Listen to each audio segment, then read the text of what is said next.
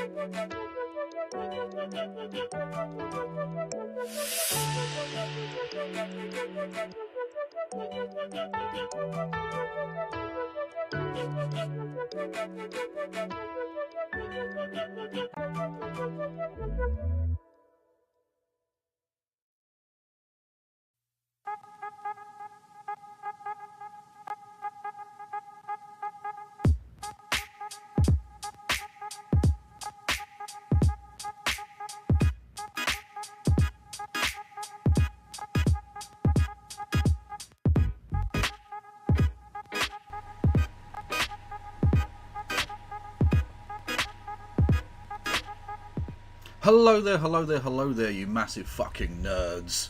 How are we all? I am sensationally well, I thank you for asking. You join me for another sojourn into the world of the unknown, otherwise known as the Mighty Boosh. The Mighty Boosh, come with us to the Mighty Boosh. I hadn't planned on doing a Mighty Boosh intro, but that's just happened, because I forgot what I was going to say. But I'm very well, thank you for asking. Your clock has a minute, hour and second hand. Well, you are a fucking nerd. Non-binary. Fact. Anyway, enough of this nonsense. Yes, so I entered you in the Discord with a meme for the gamers. Well, as gamers are all racist filth, I don't feel like I need to show that, Maria. In all honesty. Yeah. We're not gamer pilled, we're coconut pilled. Please, get with the fucking program. Right. So, on today's nonsense show, we're going to be on with Curtis in at sort of half past the hour, so in about 27 minutes. Although we'll be going on with him earlier than that because, you know, you've got to set up and all of that shit. For Normal Island, which is a show he does every week about how Britain is totally normal. You know, that thing. Yeah, so that'll be fun. And then after that, we've got insane levels of cope. Like, the Republicans have been coping their balls off. And I will be taking submissions for more cope if you want to link that later as well. Stuff that I might have missed, because there's so many places where these motherfuckers cope now. They're on Twitter, rampant. They're on Facebook. You've got the fucking 4chans, the former Donald.win, whatever the fuck that thing's called now, Patriots.wank or whatever. It's you know, there's so many different places and avenues of cope. Elon Musk melting down like fuck as well last night was particularly delicious. I think he realises he's wasting $45 million a week. That's nearly $2 million a day. He's pissing up the wall. Or $1.5 million, whatever, dollars a day, right? On just this decrepit piece of shit, you know. So when are the new copilations dropping? Well, I'm only going to do copilations if Kamala actually wins. I'm not going to go early with the copium abuse compilations because I don't want to tempt fate, and I don't want to look like a twat if it goes south. Because let's be honest, I mean, the Republicans are shitting themselves, and that's fun. But like, Biden has left the Democratic Party in such a weird place that there's nothing guaranteed. Thank you indeed. Thank you, Lord Freetus, for gifting a sub to use a nameless entity. Much love to you both. Yeah, it's on a knife edge at the moment. We shall see though. I mean, she's definitely raised a lot of fucking money. She's raised like $80 million in less than 24 hours, which is, I mean, that's some spicy numbers. That's some spicy shit. On top of the money they already had, so, you know. Like, literally, I saw Act Blue were already running Kamala president fucking videos on YouTube. Already. Fucking mad shit. Love it. So that'll be fun. But we're talking, well, I mean, we will also be talking about American politics on the Normal Island show. We need sounds, Logan. What do you mean you need sound? You just heard a sound. I mean, it was also me, so technically that doesn't really count, I guess, but I have other sounds. What do you mean? They are working overtime.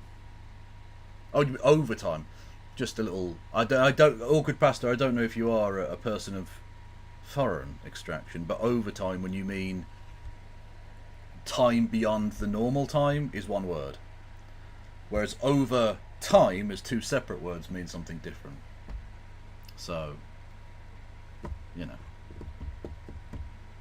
50 million USD so far. Well, I was adding in the Act Blue money, which is basically the same fucking thing, and it's, like I say, over 80 million, which is a remarkable amount of money in less than a day. Fuck me. Incredible shit. So yes, on Courtesy Show, we're going to be talking about... what are we going to talk about? Oh, Carla Denya, the tweet. Actually, I brought this up with No Justice last night, didn't I? Carla Denya's odd tweet about Joe Biden, which has sparked something of a discourse on the left here in the UK. Then there's a bit of esoteric British news involving Leveson 2, which we will explain as we go along. But let's what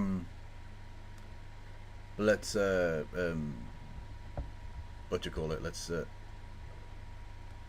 Hang on, no, I've completely forgotten what to see. The noises. This is why to the person who said it earlier. This is why we don't have noises, because noises. People make noises. People make noises when they're sick. To quote the great Corey Taylor. Just found out yesterday that one of the chefs I worked with who I really like voted Reform UK. Oh, that's gutting. That's sad. You can't always tell. They're not always like literally wearing a pointy white hat or anything, are they? Welcome to the Kevolution, Cortana Organa. Lovely name, by the way. Anyway. So yeah, we're talking about Leveson 2, which is about press regulation in the UK and all of that shite. And we will be talking about Kamala Harris being a cop. Because I don't know if you've heard this. Breaking news, everybody. Kamala Harris is a cop. Yeah, I know. I break all of the biggest stories here on the Kev channel. What a time to be alive.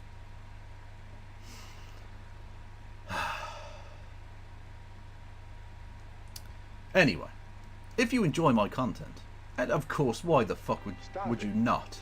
Get some help. Quite so. Why would you not enjoy my content? It is banger shite. You can hit the follow button. You can subscribe. You can subscribe with Amazon Prime. You can give subs to the community. You can... what else can you do? You can subscribe with Amazon Prime. I might have already said that. I'm not sure. Anyway, you can do bits messages. 200 bitty bits or more get you a text-to-speech. Although I will be turning that off. The noise is off for the normal island bit, because I don't want to get distracted during that bit. Because that's like a proper show with production values and things. Anyway, so that'll be yeah. You can do fuck's sake, I need to up my fucking game here. This is shoddy. Come on, Kev. You fucking bell piece. You're on a fucking hype train as well. Let's get some spunk into this. You can do bits messages. 200 bits gets you a text to speech. You can do super chats via the Streamlabs link below. You can do $2 or more there gets you a text to speech. You can help me out on Patreon and or PayPal. You can go over to the Discord. I've got YouTube, Blue Sky, Twitter and TikTok. If you're on the YouTubes, God bless you first and foremost. And secondly, you can hit the follow button and you can subscribe. These are both free for you to do. And I apologise for clapping in the microphone again. Earphone people. Fuck your mom. I don't know. Anyway. You can't give me money there, but you can give me money on Twitch. So come over here and say hello on Twitch. Yay! Getting in front of these she's too much of a cop thing. What's this? Where Tulsi Gabbard's attacks on Kamala Harris's record as California prosecutor on target. Let's have a look. Senator Kamala Harris's... Although I've only found out it's supposed to be Kamala, isn't it? Stop it. Get some help. Well, thank you, Limorek, for resubscribing. Much love to you. We're on level 2 of the hype train. If we get to level 3 of the hype train, I will finger Elon Musk's relationship with everyone around him because it is dead. No one likes him. Anyway. Yes, so you can do that with bits and subs. Much love. You can, yeah, so it's pronounced Kamala, as in like comma. Kamala. So why is it spelt differently? I'm white and easily confused. Phantom of Black. Oh yeah, they have been going 18 months. True. True. Enjoy your post-birth baby Bible abortion. Boom. There you go. There's me and Christy and my now dead cat Rory. In church? In Family Guy? It's a thing. It's a thing. Anyway, get used to me mispronouncing Kamala Harris's name because I almost certainly will forget. But I did learn that, so that's nice. I mean, she's only been vice president for 4 fucking years, as well as a senator before that, you know. Yeah. Come on now. Oh, Adam, we played this... sorry, non-binary, we played this yesterday. Yeah, non-binary, you should go back and watch yesterday's stream. When we talked about all this, we looked at that on her website. It's a fucking banger of an ad. Yeah, Rory Cuts is dope. Yeah. You live in a country that pronounces God Manchester as Gomster. True. And Leominster as Lemster. And Towcester as Toaster. These are things that are true about the place I live in. We are a very silly, very, very silly place. Of course.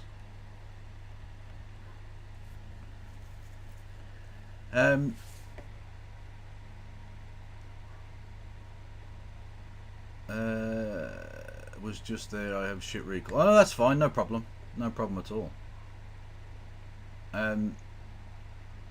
I've heard it said 3 separate ways. Well, this is the thing, right?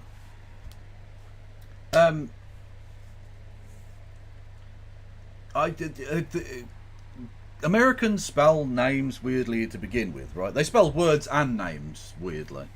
But it's especially true in the African American community because when I say strangely, I mean to like a white Angloid brain, right? They do it their own way and it works brilliantly for them.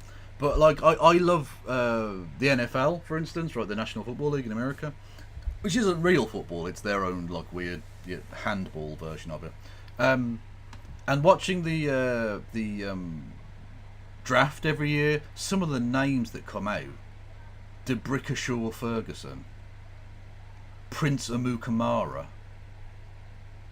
Jadavion Clowney, Barkevius Mingo. Oh, it's filth. It's some of the most absolutely delicious usage of sound you will ever hear. It's like poetry as names. Oh, love it. Absolutely love it. Can we watch the Key and Peele video? Yeah, fuck it. Why not? Why not? Assuming I've got fucking time anyway. Key and Peele.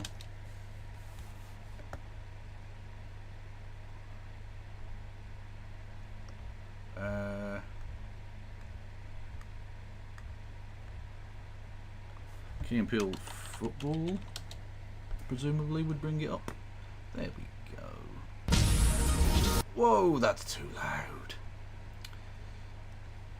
Also, we don't need to hear the white-oids talking at the start.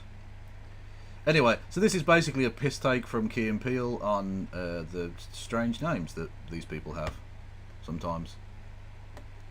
Just because they're 2 people with like normal names. Love it. Where are we? Where are we? Boom.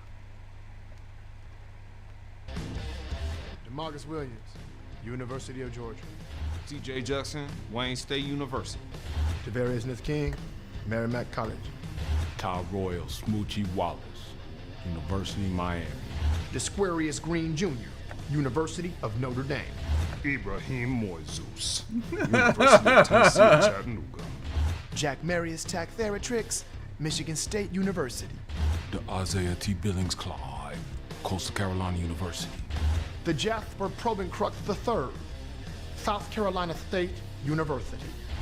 Leoz Maxwell Gillios, East Carolina University. Javaris and Lamar, University of Middle Tennessee. Devoyne Showerhandle, University of Southern Mississippi. Hingle McCringleberry, Penn State University. Le Carpetron Duke Marriott, Florida Atlantic University. Dinklage Morgoon, University of South Florida. Jadinklage. Exmouth Jackson Flaxen Waxen, California University of Pennsylvania. We're going to be looking for big plays all game.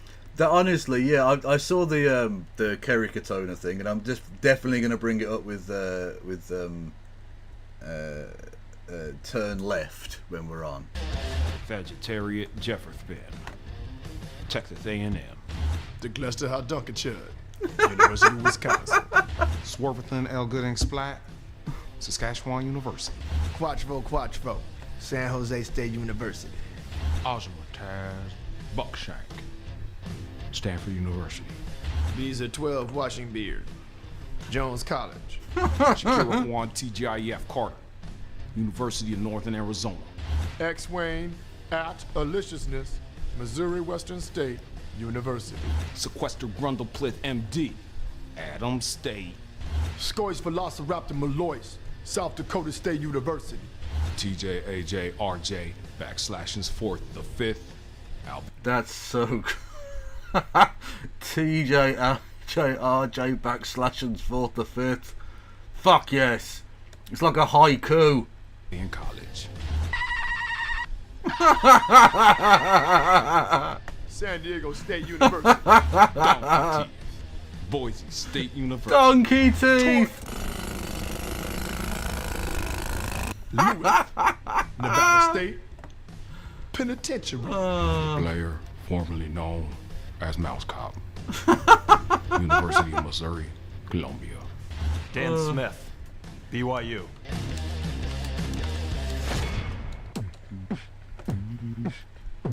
Donkey teeth. We know you like watching There's a second one. Key and Peele on YouTube, but you'll love watching the whole show even more on No, I won't shop. From the east. Actually, I will. I just don't like the adverts. Cosnester Smith, Rutgers University. Ellipses Quarter, University of Alabama. Narquilus Delwa. Bismo Funyuns, Florida State University. Decathlon Mango, Georgia Tech University. Murgatroyd Skittle. Murgatroyd Skittle. Quizner Todd Business, University of Tennessee. DePage Poopshire, Ole Miss. Quackadilly Blip, Auburn University.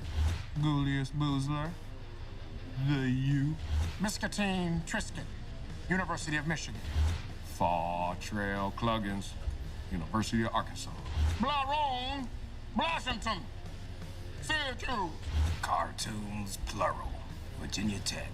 Jammy, the Ohio State University. Fudge. Who doesn't like fudge? Only a monster would not like fudge. Look at him. What a legend.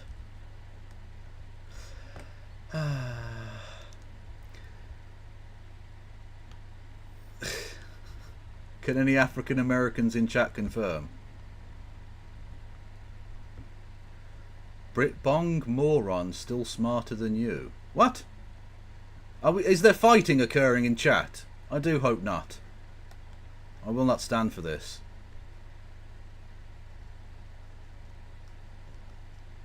So fuck thick. What? I don't know what the fuck's going on. Chill out, everybody. Right. We're going into the thing with Curtis. Hopefully. Allow camera access, etc., etc. Boom. Hang on a minute. Let's Oop, no. Okay. Settings. Camera resolution. There we go. Audio. Microphone is a Yeti. Virtual background? No, I don't think so.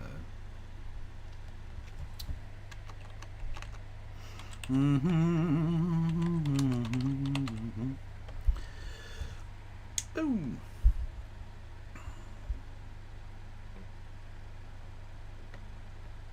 It certainly will. Kevin's here.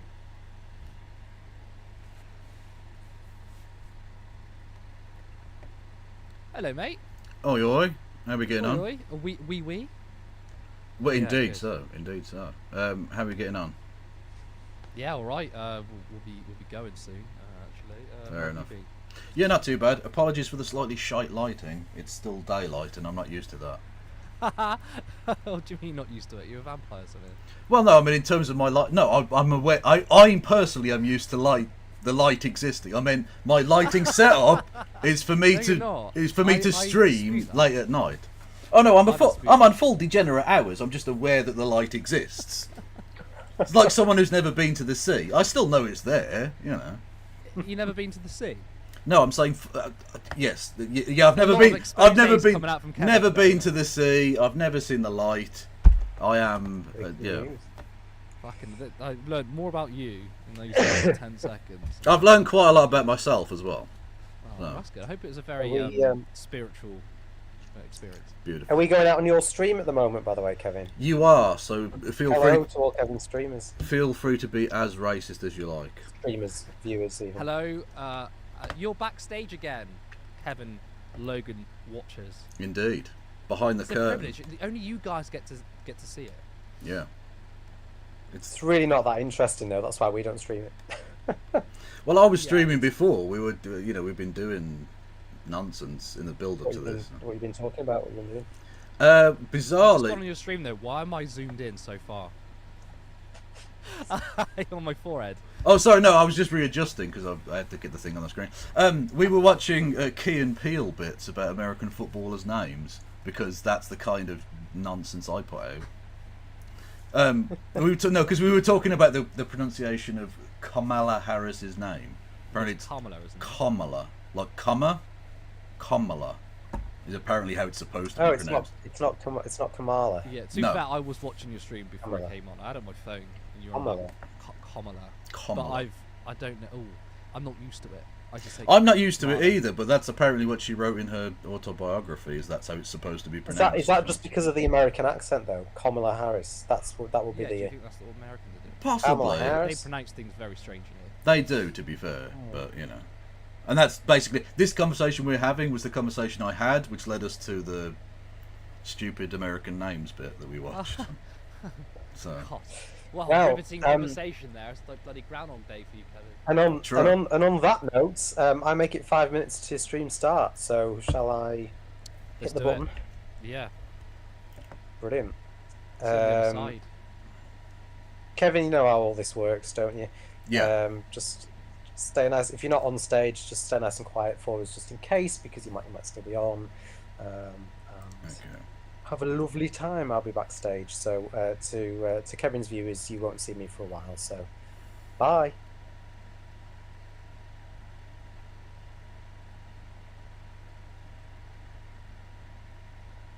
Oh, I'm back actually. Yeah, I'm back. I just want to double check. We're using this view, aren't we? Yeah, we're not doing debrief. No. So it's just going to be Cool. me and Alright. Kevin side by side. In a bit.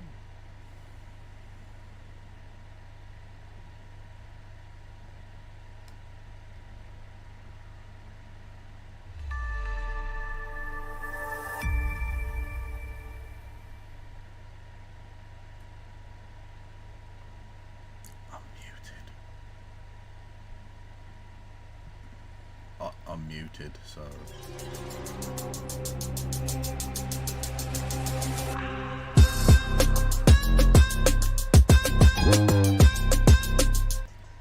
We don't really need that on, do we?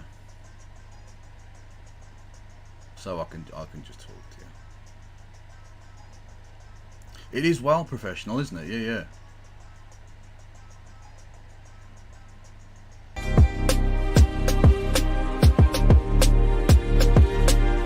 It definitely says on muted.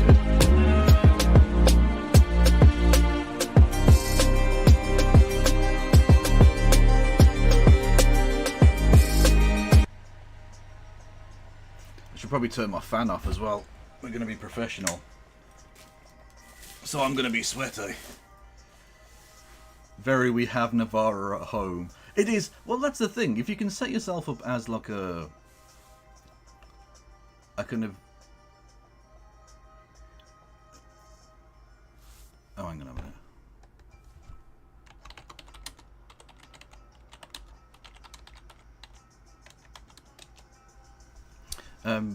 If you can set yourself up as like a Navarra Light or whatever, like a sort of smaller version of that's a successful model, you know. That's perfectly reasonable, yeah. And yeah, we do need far more leftist media, yeah. And I've turned Curtis up now, so it should come through loud and clear, hopefully.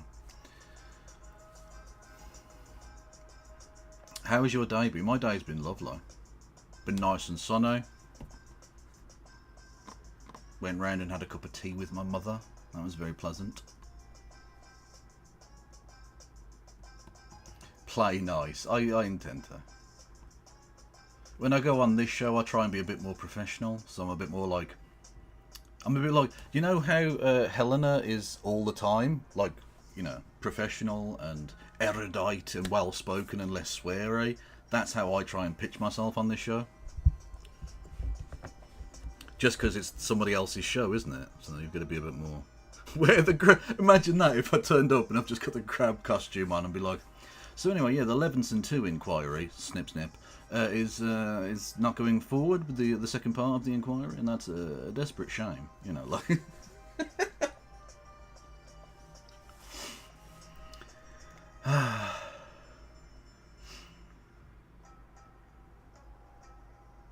Except when you said that Davey had a piss kink.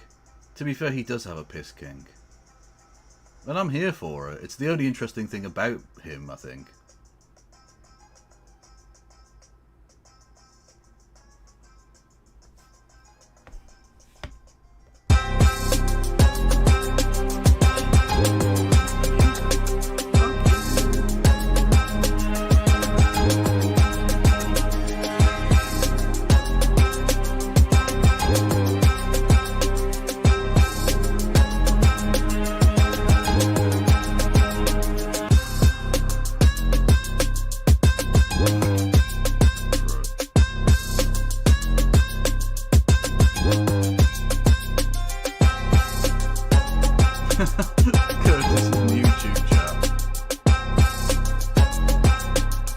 Curtis in YouTube chat has put, get ready for the chuck ice in the fridge Navarra, folks. You know what, nothing wrong with a chuck ice in the fridge. Chuck ice in the fridge is both delicious and refreshing on a cold day. Sorry, on a warm day like today. Yes, it's not quite the same as a nice fine gelato, to be sure. But delicious in its own way.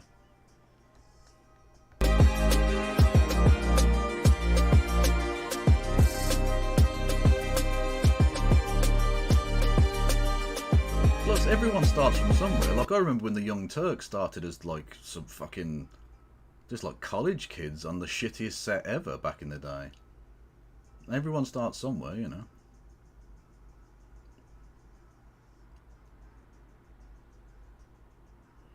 Anyway, we're about to start, so...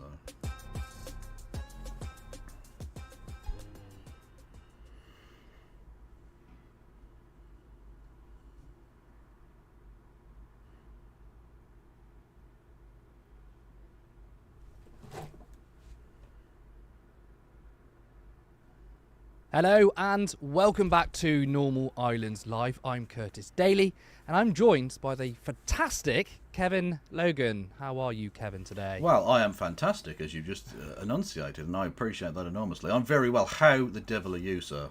Oh, do you know what? You graced me with your presence, and it's already made my day. That's all I can say. Beautiful. Thank you for joining me. Stories tonight.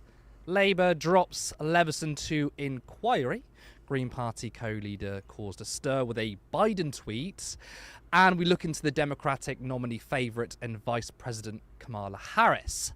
Let's go to our first story. So, in 2011, the Leveson inquiry was initiated to investigate the practices of the British media after journalists at News of the World, owned by Rupert Murdoch, found to have hacked the mobile phone of murdered schoolgirl Millie Dowler.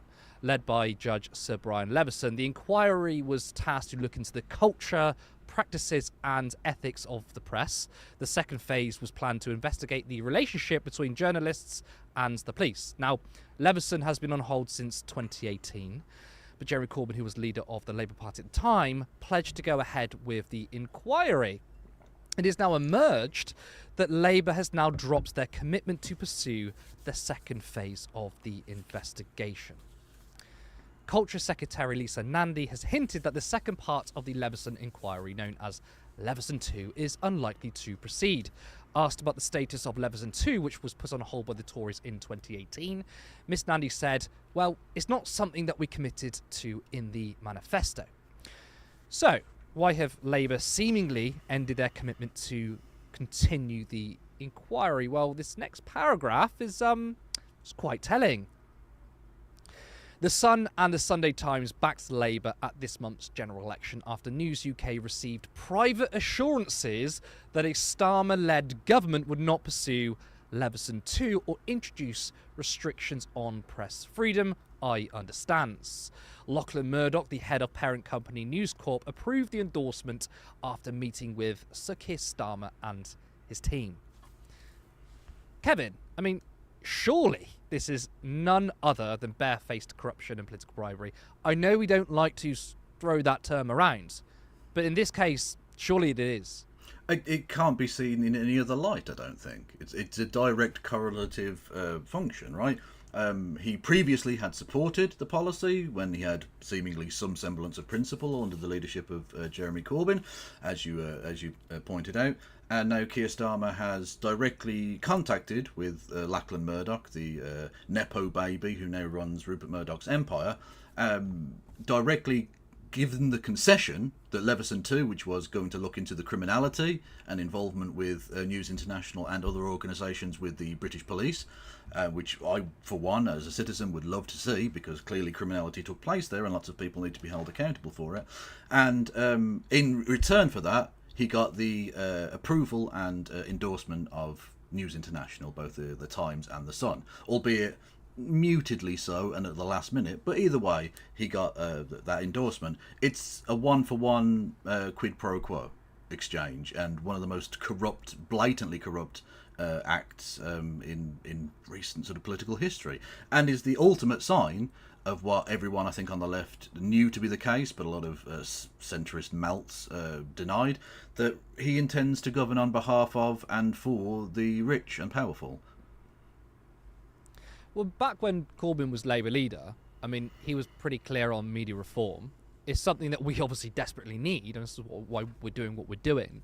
But we don't have a free press. We have a billionaire-owned press. Now, even so-called liberal outlets such as The Guardian, overwhelmingly, our journalists are privately educated. They all know each other, and it's just a club. Yeah. But many in the media were trying to say that Corbyn was Trumpian for attacking it, essentially saying that he doesn't like media accountability, he doesn't like scrutiny.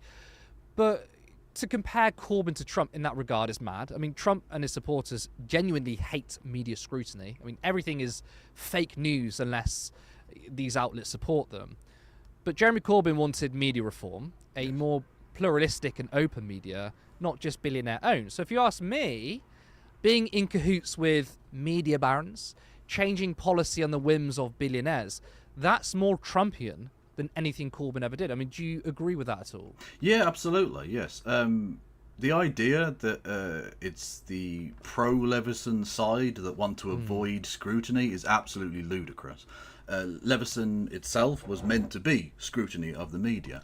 And you can see from the way in which the independent, the IPSO, the IPSO, the replacement for the Press Complaints Commission, which has never been officially recognised, but is funded by all of the billionaires who own all of these newspapers, has been routinely criticised by both the National Union of Journalists and by independent non-governmental organisations as being essentially an incredibly corrupt and corrosive way of them avoiding their responsibility, which Leveson was supposed to bring forward, right? And so the political establishment, through the media and politicians, have essentially kneecapped Leveson and avoided any actual scrutiny of those in positions of power, i.e. billionaires. It's ludicrous that it's being portrayed as politicians trying to avoid scrutiny when it's actually the politicians and the journalists who have conspired to avoid scrutiny of all of them. Because I think the point you made there of it being a kind of boys' club where everyone knows each other is perfectly exemplified by the fact that the organ with which the interview was given by Lisa Nandy was in The House magazine, which is literally an in-house parliamentary rag, for want of a better word, where politicians talk to other politicians in other media figures and decide what the narrative is going to be. And once that's been decided, it's just gone along with by everybody. Both sides now agree Leveson and scrutiny of the press and criminality don't need to exist. Even though we're told that law and order is really important, apparently, but not when it comes to the media. I mean, that's a really good point you brought up there, because whenever people talk about the role of the media in society right now, you've got two issues here. One, I call it the billionaire press, because you've got essentially a handful of people owning the means of communication, and then you've got the BBC, which isn't owned by billionaires, but it's a revolving door between the BBC and many figures in government, right? Yeah. And when you criticise that, when you say, I don't think this is actually a free press, again, what Jeremy Corbyn did, their response is to kind of say, well, you don't like media scrutiny. But you brought up a really good point. And the point is, the media and the politicians are on the same side. They're supposed to be on opposite sides. I understand you're going to have some sort of friendly rapport with some journalists, of course, but that's far away from what we have today, when you've got the same people going to the garden parties, you've got the New Statesman, you've got the Spectator. They're all in it together, really. Yeah. And we want to kind of separate that so we can actually have proper media scrutiny. I also thought it was a really good point what you said about law and order. Keir Starmer is someone who's definitely tried to be more conservative on law and order, and when it comes to, I don't know, arresting Just Stop Oil activists, and I know that those policies came from the Tory government, but there's no sign of it slowing down. When it comes to crime, he's clamped down on that, but when it comes to actually powerful people in the media, he's not interested. So, I mean, surely we should call into doubt Keir Starmer's consistency here. Oh, 100%, yeah. Exactly, yeah. He and his government, like you say, although they didn't institute the policy, are in support of the draconian as hell sentences that were handed down to people who talked about causing a public nuisance. That apparently is beyond the pale, whereas hacking the phone of a murdered child and giving false hope that that child might still be alive, apparently that doesn't need to even be looked into, let alone anyone be prosecuted for it. The double standard is grotesque, and again, if you just look at the basics of it, who are they going to be governing on behalf of? The mood music says so far, the rich and powerful. He's already said he's not going to tax the rich. He's now saying he's not even going to look into the malfeasance of the rich.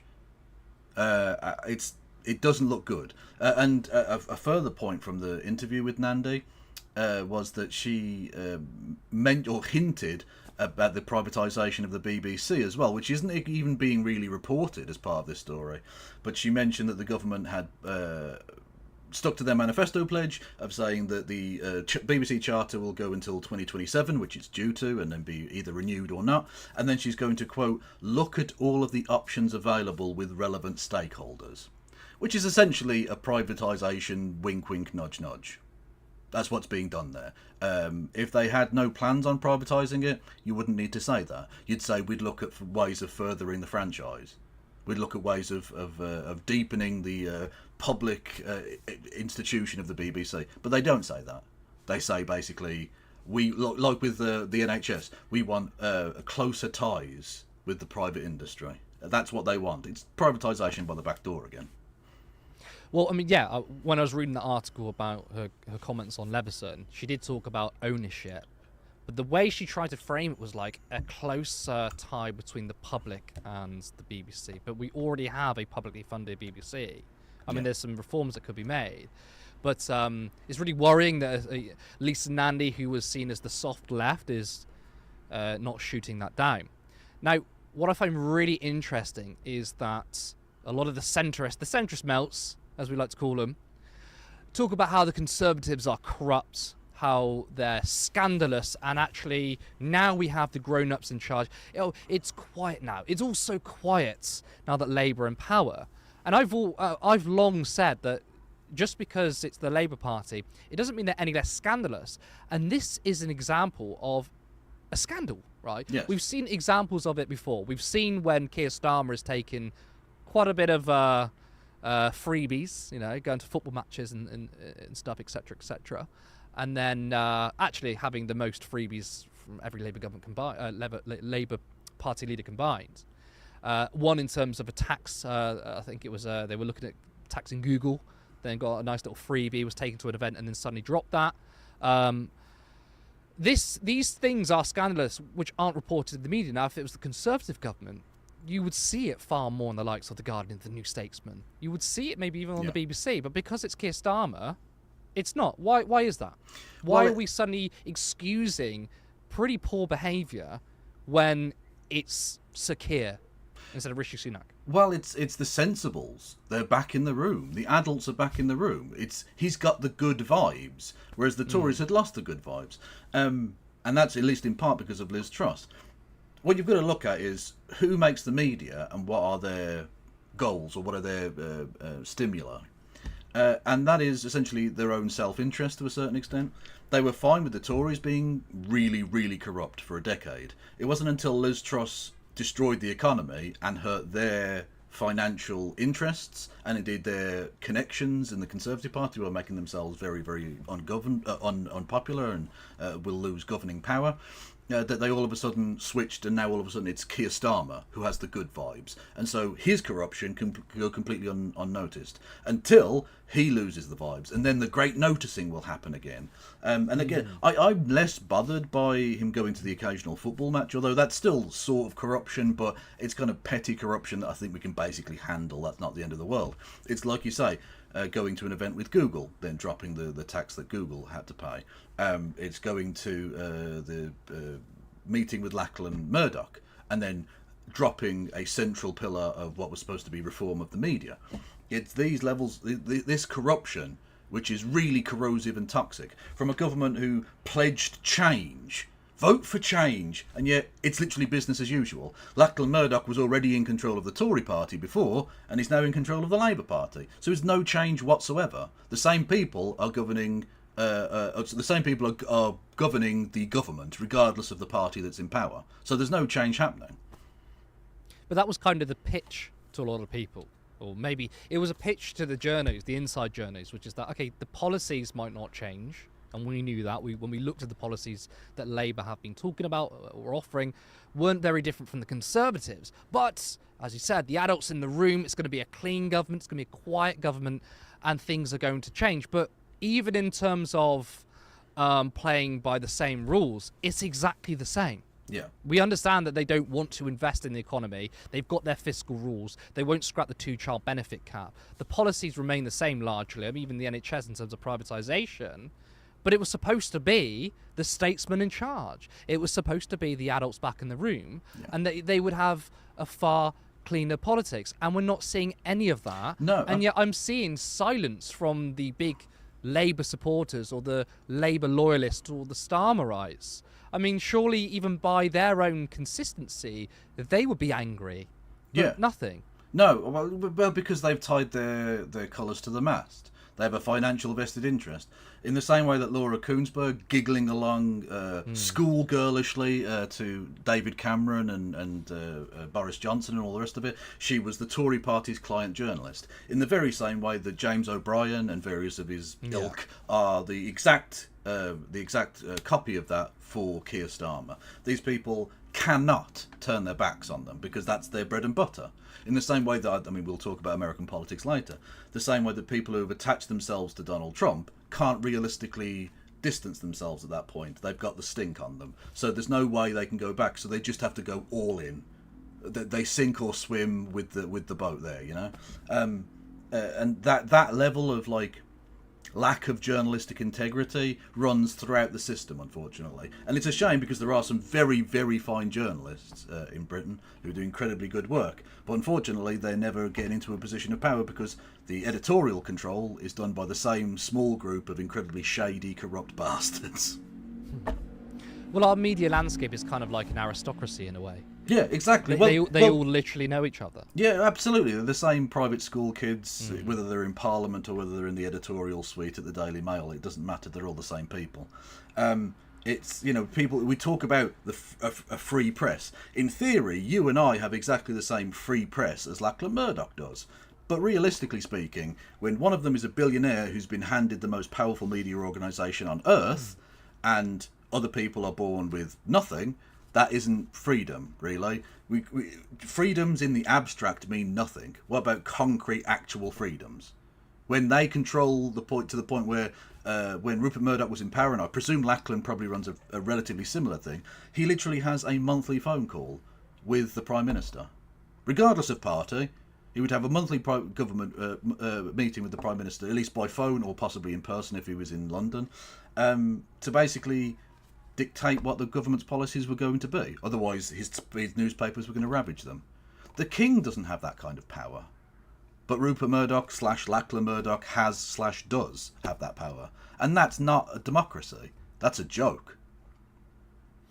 And even though we're talking about mainly the press here, I mean, we're talking about the Sun. For me, actually, they're not even the biggest concern because a lot of people know they're pretty biased. A lot of people know they're sensationalist. Yeah. To me, the biggest problem is the so-called sensible media or the mainstream media, because I don't particularly think the Sun and the Express are particularly the mainstream media. They're just sort of the angry press. But when we look at the BBC, when we look at the Telegraph, the New Statesman, the Guardian, it's a far more pervasive issue, and we kind of touched upon it, which is that you've got people who are privately educated. It's the same sorts of people. Yeah, exactly. So if you compare the amount of people who are privately educated in the country, which is a minority, but then you look at the statistics in the media, majority of them are privately educated, and that means certain voices are filtered out, and they kind of got their blinkers on. Yeah. Which is why I mean, my analysis here is that a lot of them aren't just batting for Keir Starmer because they know they're kind of being biased. I think they believe that there is an inherent good in establishment progressive figure like Keir Starmer, where they can attack the Conservatives because they've fallen out of favour with the establishment, look like they're for change, look like they're radical by backing someone like Keir Starmer. But they can't see beyond that. Yeah. I don't know if you sort of add to that. Yeah, exactly. I think the private school thing is the perfect example of the way in which they have an in-group preference. And again, that exists to a degree within everybody. I wish that the working class had such solidarity with one another. Unfortunately, they don't. But that's at least in part because of the media landscape we live in. But yeah, the private school kids, if you look at the way in which the revocation of the tax-exempt status for private schools, the one vaguely decent policy that Keir Starmer has ever actually put forward and stuck to, at least for now. Look at the disproportionate amount of press coverage that policy received compared to the number of people it will affect, which is minuscule. I mean, it's a fraction of the already tiny fraction that go to private schools who will be in any way actually affected by that, i.e. you have to pull their kids out of school, because it's literally just the people who are right on the cusp of that would be affected in any way, and most of them aren't, because if you were, you probably wouldn't be sending your kids to private school anyway, because that would be potentially financially dangerous. So we're talking about a tiny number of people affected, but because it affects private school kids, it got a massively disproportionate amount of press coverage. Whereas the non-removal of the two-child benefit cap, which leaves, was it 400,000 extra children in absolute poverty, affects a far larger proportion of the population, and indeed has a much larger economic impact, regardless of the morality of it and all the rest of it, and yet received scant. scant regard. Or indeed Palestine, which when we were seeing 186,000 people murdered by Israel, barely touched at all during the election. Because whose interests are the media acting in? Their own. And they're all private school kids. So they looked at the private school thing and not 100,000 dead people or hundreds of thousands of starving children or people, literally nurses and doctors, not getting paid to the point where they have to use food banks. Again, would affect a much larger group of people, not focused on by the media because it's not them being interested, being affected by it. And you see it constantly. I think I brought up with Helena, a mutual friend of ours, last night, the Danny Finkelstein, member of the House of Lords, member of the media class, private school educated guy, literally saying to a young disaffected person in the Question Time audience, can you just tell me, why on earth would you be disaffected with this? Because he had no idea, because he doesn't live in that world, he's not privy to any of it, he's not affected by the pressures that normal people are. And unfortunately, that sums up so much of the media establishment. They aren't affected by it, so they don't care, they don't talk about it, and it's not an issue. It's a very good point. It's very well put out, that essentially the media talks about their own interests, their own constituent, and if you've got essentially majority of these people in a particular bubble, privately educated, then when politicians do talk about them, and I agree with you, the Labour policy on it wasn't even raising taxes on private schools, it was just ending a tax break, it was just making it more fair. And there was a lot of media attention on that because they are personally affected.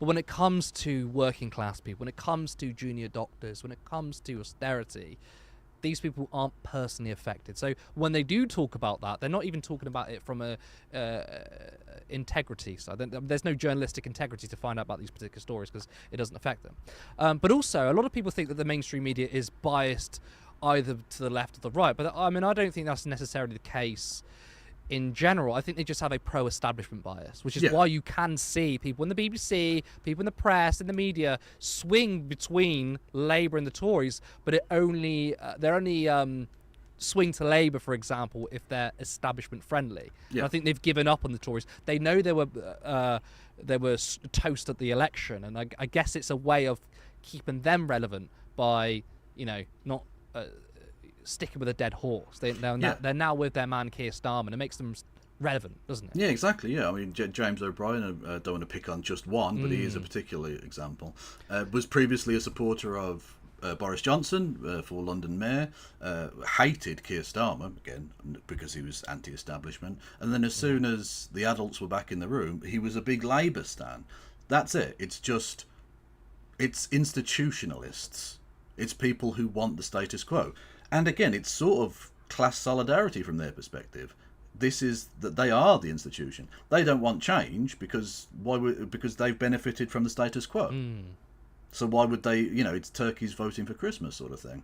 And their amount of change they do want, though, is largely insignificant. Yeah, it's painted as quite radical. Or it's like social change, which is good. Don't get me wrong. It is good, but it doesn't not being class reductionist about this. Yeah, but it doesn't change their standing, does it? No, exactly. Yeah. Like David Cameron introduced gay marriage. We had gay civil partnerships and stuff for a long time, but gay marriage was passed by a Conservative who killed 400,000 people with austerity, or 300,000 people with austerity.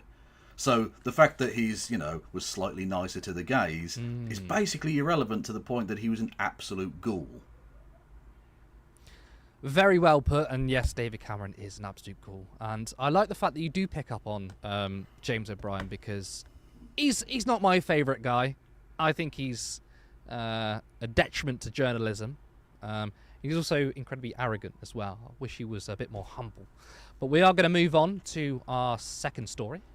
Green Party co-leader Carla Denyer caused a bit of a unrest, shall I say, with her warm words for outgoing President Joe Biden on Twitter. I wish President Biden well and thank him for his many years of public service. This cannot have been an easy decision for him, but to take a decision that is personally difficult, but that is in the public interest, is a true sign of leadership. And this has prompted criticisms from many on the left, including Owen Jones. Joe Biden has armed and facilitated the mass slaughter of innocent people. I hope the Green Party co-leader reconsiders this tone-deaf statement, retracts it, and agrees to meet with British Palestinians whose relatives have been butchered with US bombs.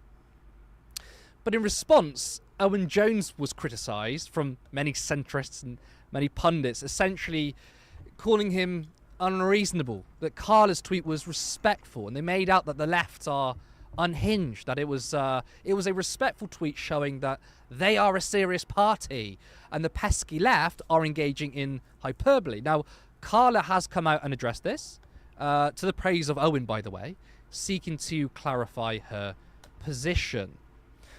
For decades, successive US governments have supported the Israeli government's illegal occupation of Palestinian land, and Biden is complicit in the slaughter of innocent people in Gaza.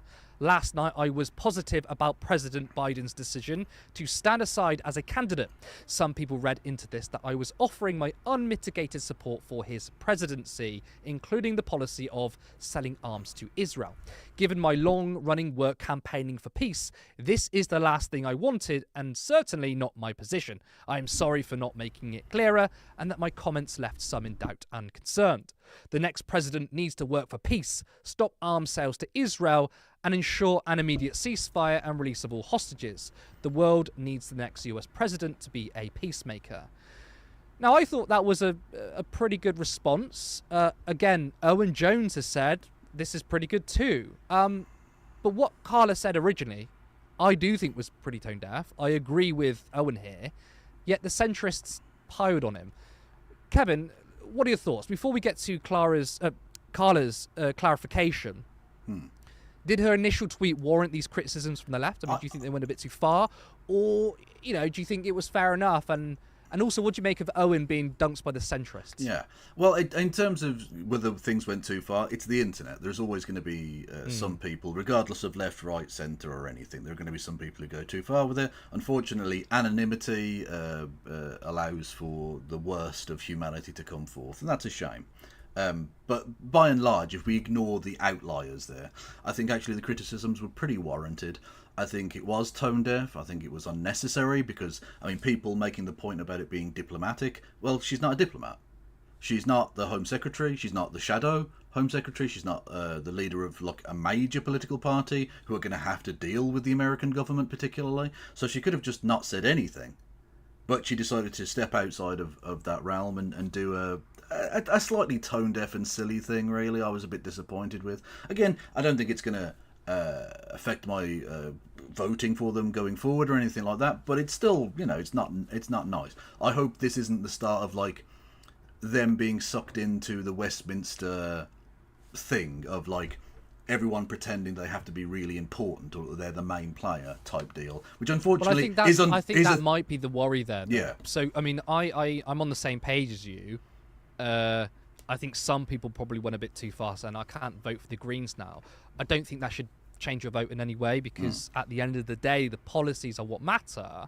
Yeah. But it was still a yellow flag because, yes, it was tone deaf, but also, to echo what you're saying, I'm thinking, have they maybe been engulfed in the Westminster charade? Yeah. And because, unfortunately, power corrupts, and I'm not saying does. that Carla's corrupt here or anything, and I'm not saying this is a horrendous tweet, but that's where it starts, isn't it? There's a lot of people that go into politics who I think genuinely want to make a positive change, but as they get engulfed in the Westminster bubble, it starts to change. That's where my fears lie. I think that's a perfectly justified fear. It's certainly a thing that's happened to, like you say, many decent people are winning with honourable intentions who get suckered into it. What I would say is give them some time, because being overawed by this incredibly new experience, which it's new for all of the Green MPs, none of them have been an MP before, of course, with Caroline Lucas stepping down in Brighton, so all 5 of them are brand new.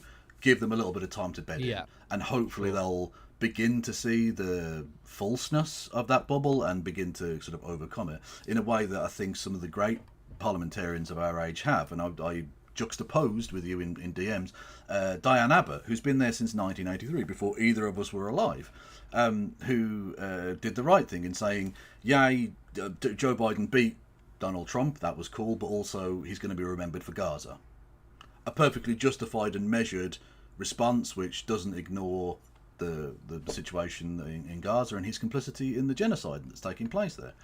And Carla would do well, I think, to maybe look to her as a model to sort of build off in terms of their parliamentary antics. Although, of course, that will mean that they're never going to be welcome in the Labour Party. But, you know, that's part of the reason that I think a lot of people like the Green Party is because they're not welcome in the Labour Party.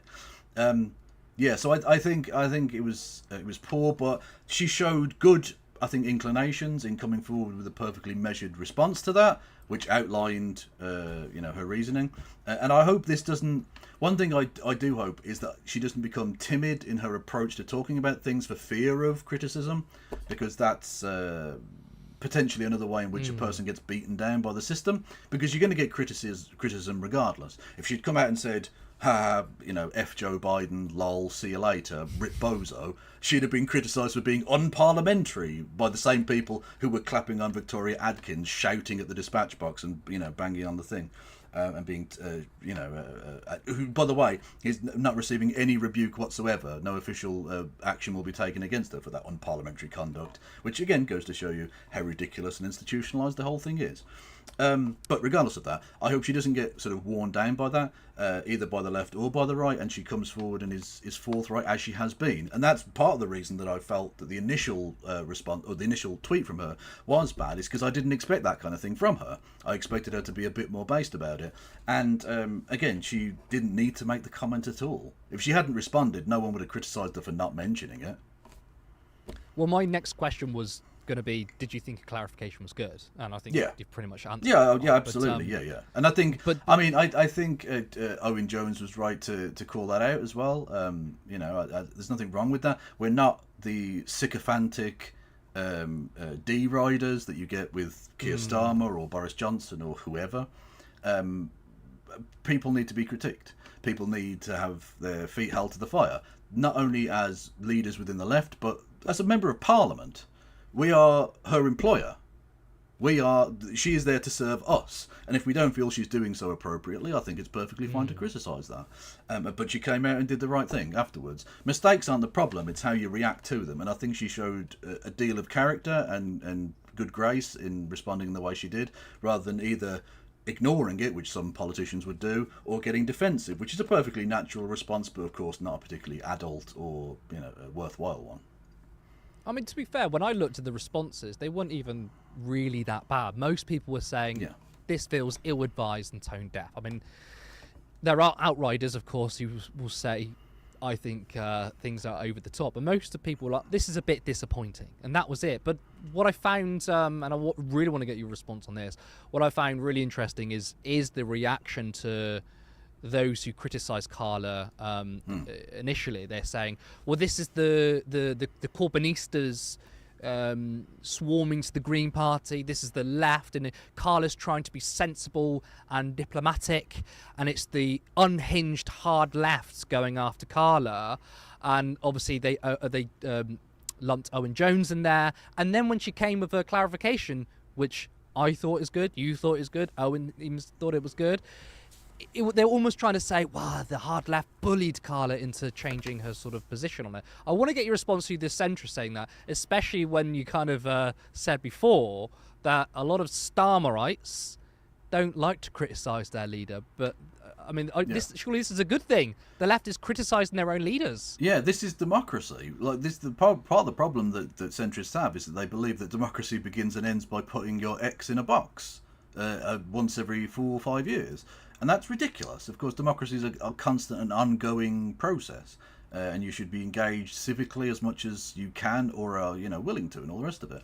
The centrist melts, as previously described, need to try and portray the left as rabid, evil, anti-Semitic, violent lunatics. And so they will take relatively sensible statements like, I think this was, a misplaced argument, or, rare Carla Al, something like that, and try and spin it into, see, the left, they're eating their own.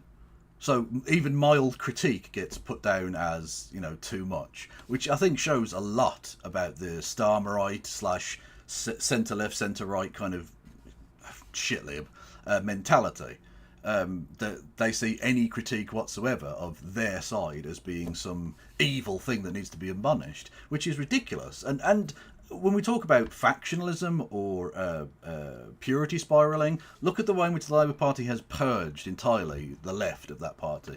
I mean, the state opening of Parliament was so disgusting to see these Labour Party freaks pouring love on the mother of the house, Diane Abbott, even though they literally tried to get rid of her. They had to be bullied into even accepting her as a Labour Party candidate at that election. These people are some of the most rabid ideologues. Exactly. Are you suggesting they're projecting, and that actually, yeah, it's more of a confession? You know, the left were the purists. We couldn't take any sort of delineation from our hard left political program, even though in the Labour Party manifestos of 2017, 2019, we renewed Trident. That was in there, all about committing to 2% defence spending. A lot of the left may have had something to say about that, but we compromised on it. And yet, right now, the Labour Party, they completely kicked out the left of the party. Any criticism toward Keir Starmer is you're a Tory enabler, and now we can't even criticise our own leaders after we were told to piss off at the party, and we did that, and they seem to have a problem with it. I mean, I think to touch upon what you said, they have to make it out that the left are these crazy cranks, and I think they do that is because they need to deflect from their own politics, because they don't really have any politics, and their policy positions are actually quite extreme. But in order to try not to shine light on their really bad policy positions, it's to make another political faction look really, really bad. Yeah, because exactly. they don't want to talk about policy. Because when we do talk about policy, it doesn't look very good for them. Like the two-jar benefit cap, for example. Exactly, yeah. These are some of the most sort of rabid ideologues who are convinced that they are post-ideology. They are convinced that they are that they're not ideological, they're just correct. And it's some of the most fart-huffing self-aggrandizement you will ever see. I'm thinking of James O'Brien again, though, when you say that. Exactly, it is. It literally is. Self-aggrandizing correct. I mean, he literally had a book saying how to be right. Yeah, oh God, it's so pathetic. Well, him literally describing himself as part of the sensibles. I mean, I didn't realise that masturbation was allowed on the radio, but apparently it is. Yeah, it is if you're centrist. Well, indeed, yes. These people are convinced they're just correct because they've got the orthodox opinion. They've got the opinion that the establishment and the institutions want them to have. And so anyone who deviates even slightly from that is a crazy crank. And to see these people sort of really poorly attempting to love bomb Carla Denyer when they would obviously despise her normally, and I think the feeling is relatively mutual, is really sad to see, because it's going to be so ineffective in the long run. And we're literally already seeing that you mentioned earlier, don't we just love the peace and quiet? Like, I'm sorry, lads, when you start doing blitzes on illegal immigrants and still funding and arming Israel, the goodwill is going to dissipate very quickly with the British public, and you're going to find yourself in a lot of trouble. And again, I think Jeremy Corbyn was right to call it the loveless majority. Also, loveless landslide was the phrase he used. Keir Starmer got 500,000 fewer votes than Jeremy Corbyn did in 2019. The supposed worst election result ever. And he got 500,000, 500,000 more votes than Keir Starmer did, which goes to show you how ridiculous the first past the post system is, but also how the goodwill of the British people wasn't really with him. It was just an anti-Tory thing. But he's going to institute the same policies, so he's going to get the same outcome. I mean, I think that Keir Starmer's days are probably numbered, and the reason why I think is because people will become disillusioned, and the media is going to have to keep themselves relevant, and I don't think they're going to stick to Keir Starmer, but also people behind him. I mean, I think there's people like Wes Streeting and Rachel Reeves who are far worse. I think they're going to be there waiting in the sidelines if Keir Starmer does become, or his position becomes untenable. But yeah, I think Reeves is being set up as the next in line, the next cab off the rank. Yeah. Because, to be honest with you, I don't think Labour together thought they were going to be able to turn it around. And mathematically speaking, it was unlikely that you're going to turn around an 80 majority or 90 majority, even with the fact that it had been reduced by by-elections and stuff in one electoral cycle. So I don't think Keir Starmer was going to be the person. He was supposed to be the sort of Kinnock to Reeves's Blair, and Reeves was supposed to be the actual he was the Prime transitional Minister. person, and I think that, which is very smart, because I mean, they planned his leadership back in 2018. Yeah. That's a year before the election, by the way. So if you're planning a leadership election before you have a general election just a year later, you're not serious about winning that general election. But I guess they wanted to make him the Kinnock rather than go for full Blairite. But it turns out that Keir Starmer is basically full Blairite. Yeah. His policies seem to be the case anyway. But before we move on to our last story, I'd like to get to some of our comments, actually. Let's see what viewers have been saying. Stephen Calder, it's refreshing to hear a left progressive analysis of important political issues. Excellent work from Curtis and Kevin. Particularly disappointed by Navarra and Michael Walker tonight, so you cheered me up. I mean, I didn't catch Navarra tonight. Planning for this show. I mean, I don't know, Kevin, if you did as well, but no, I haven't. If you didn't, Stephen, let me know what was said. I mean, do you know what was said tonight? I don't know. That sounds interesting. That would be very disappointing if they have said anything weird about that. We'll wait and see. I don't know. I mean, look, I think Navarra. I mean, I've always been a big supporter of Navarra. I know some people that watch this channel don't particularly like them. I think overall they're pretty good, though. I mean, some people say that Michael Walker's a centrist. I'd be very interested in for people who are watching who think he's a centrist. I mean, I think he's a social democrat, and he's never said he's an anti-capitalist. I think he's quite consistent with his politics. It's not radical enough for me. Well, exactly, and I think that's the thing, right? A lot of people for whom he wouldn't be left-wing enough would say, well, he's this or that or the other. But you've got to bear in mind, what is the overall picture of British politics? It's not where we want it to be. The Overton window is far to the right of where it ought to be and where it historically has been. But either way, it is where it is, and so that puts him firmly on the left of centre ground. And someone who is an anti-capitalist, I think there is space for people like Michael. First, he's very good at making his arguments. I think he's very good at pushing policies that we all support, whether you're a socialist or a social democrat, public ownership. These things are very important. Again, he's not as radical as maybe I would like him to be, but I think that's okay. I think that's absolutely fine. But I don't want to get bogged down with Navarra. But we'll go to more of our comments. Paul Smith. I'm not surprised that Leveson has been dropped. However, I'm so disappointed it has, though. Yeah, I mean, I think I'm surprised it's come out this early. I mean, I suppose if you're telling your billionaire backers, please endorse us and don't worry, we'll drop Leveson too. They were probably thinking, when are you going to announce us? When are you going to say this? They probably thought 2 weeks into a government was too long for them to wait. But I was quite surprised this has suddenly come out. I'm not surprised it's happened, but right now, I mean, Kevin, are you at all surprised at the timing of this? Not really, no. I think they probably wanted to get it out of the way during the King's Speech debates because they're obviously going to win that, and this is not a bad time to bury an unfortunate story. Whereas if they go into the summer break and announce it when it's a much more quieter news day, people might scrutinise it a lot more. That's a good point, actually, yeah. Let's get some more comments.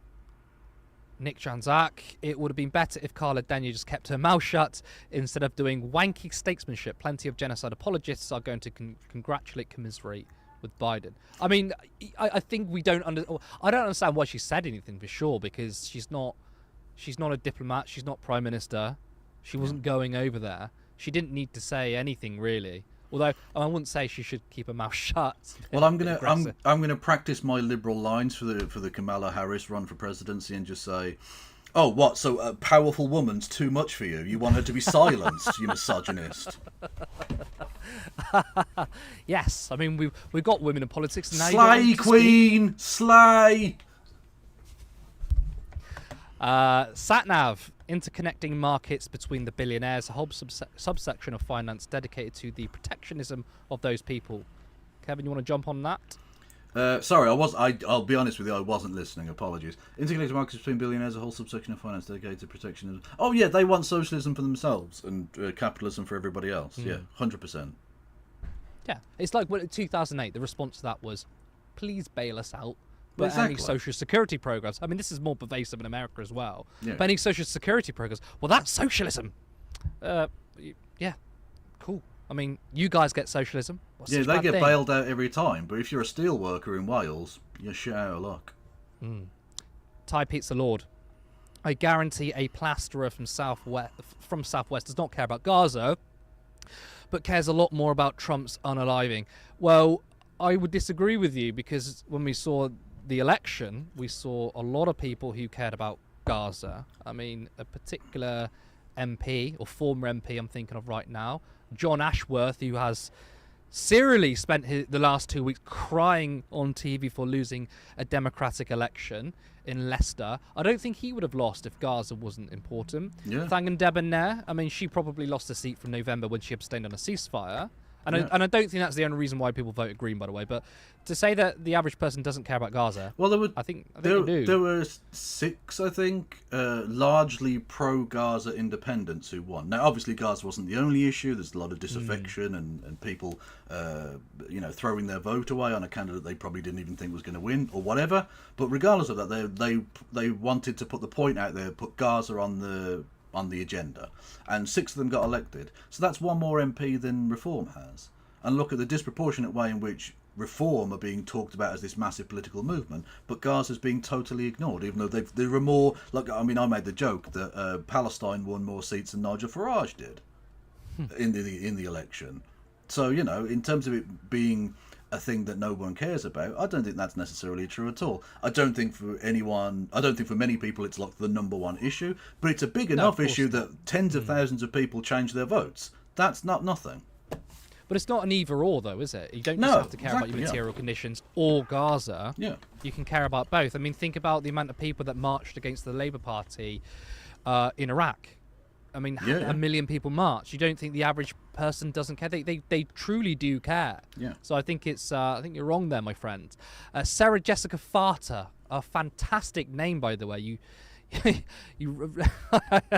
I have no words to say, but we salute you.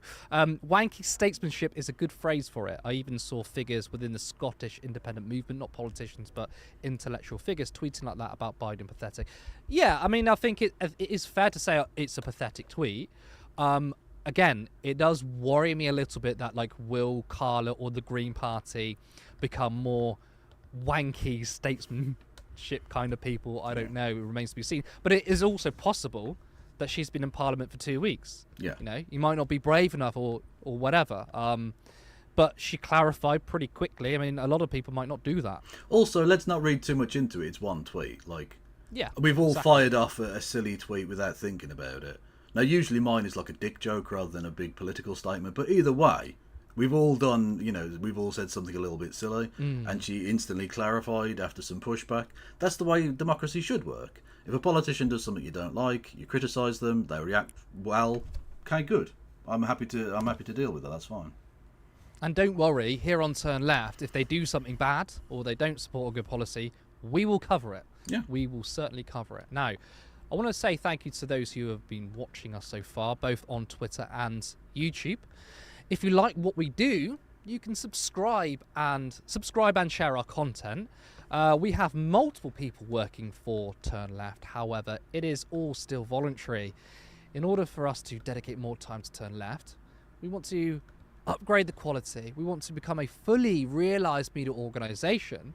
To do that, you can support us. You can support us financially on Patreon for £3 or £5 per month, or any one-off donation. Coughing here. At patreon.com/turnleftmedia.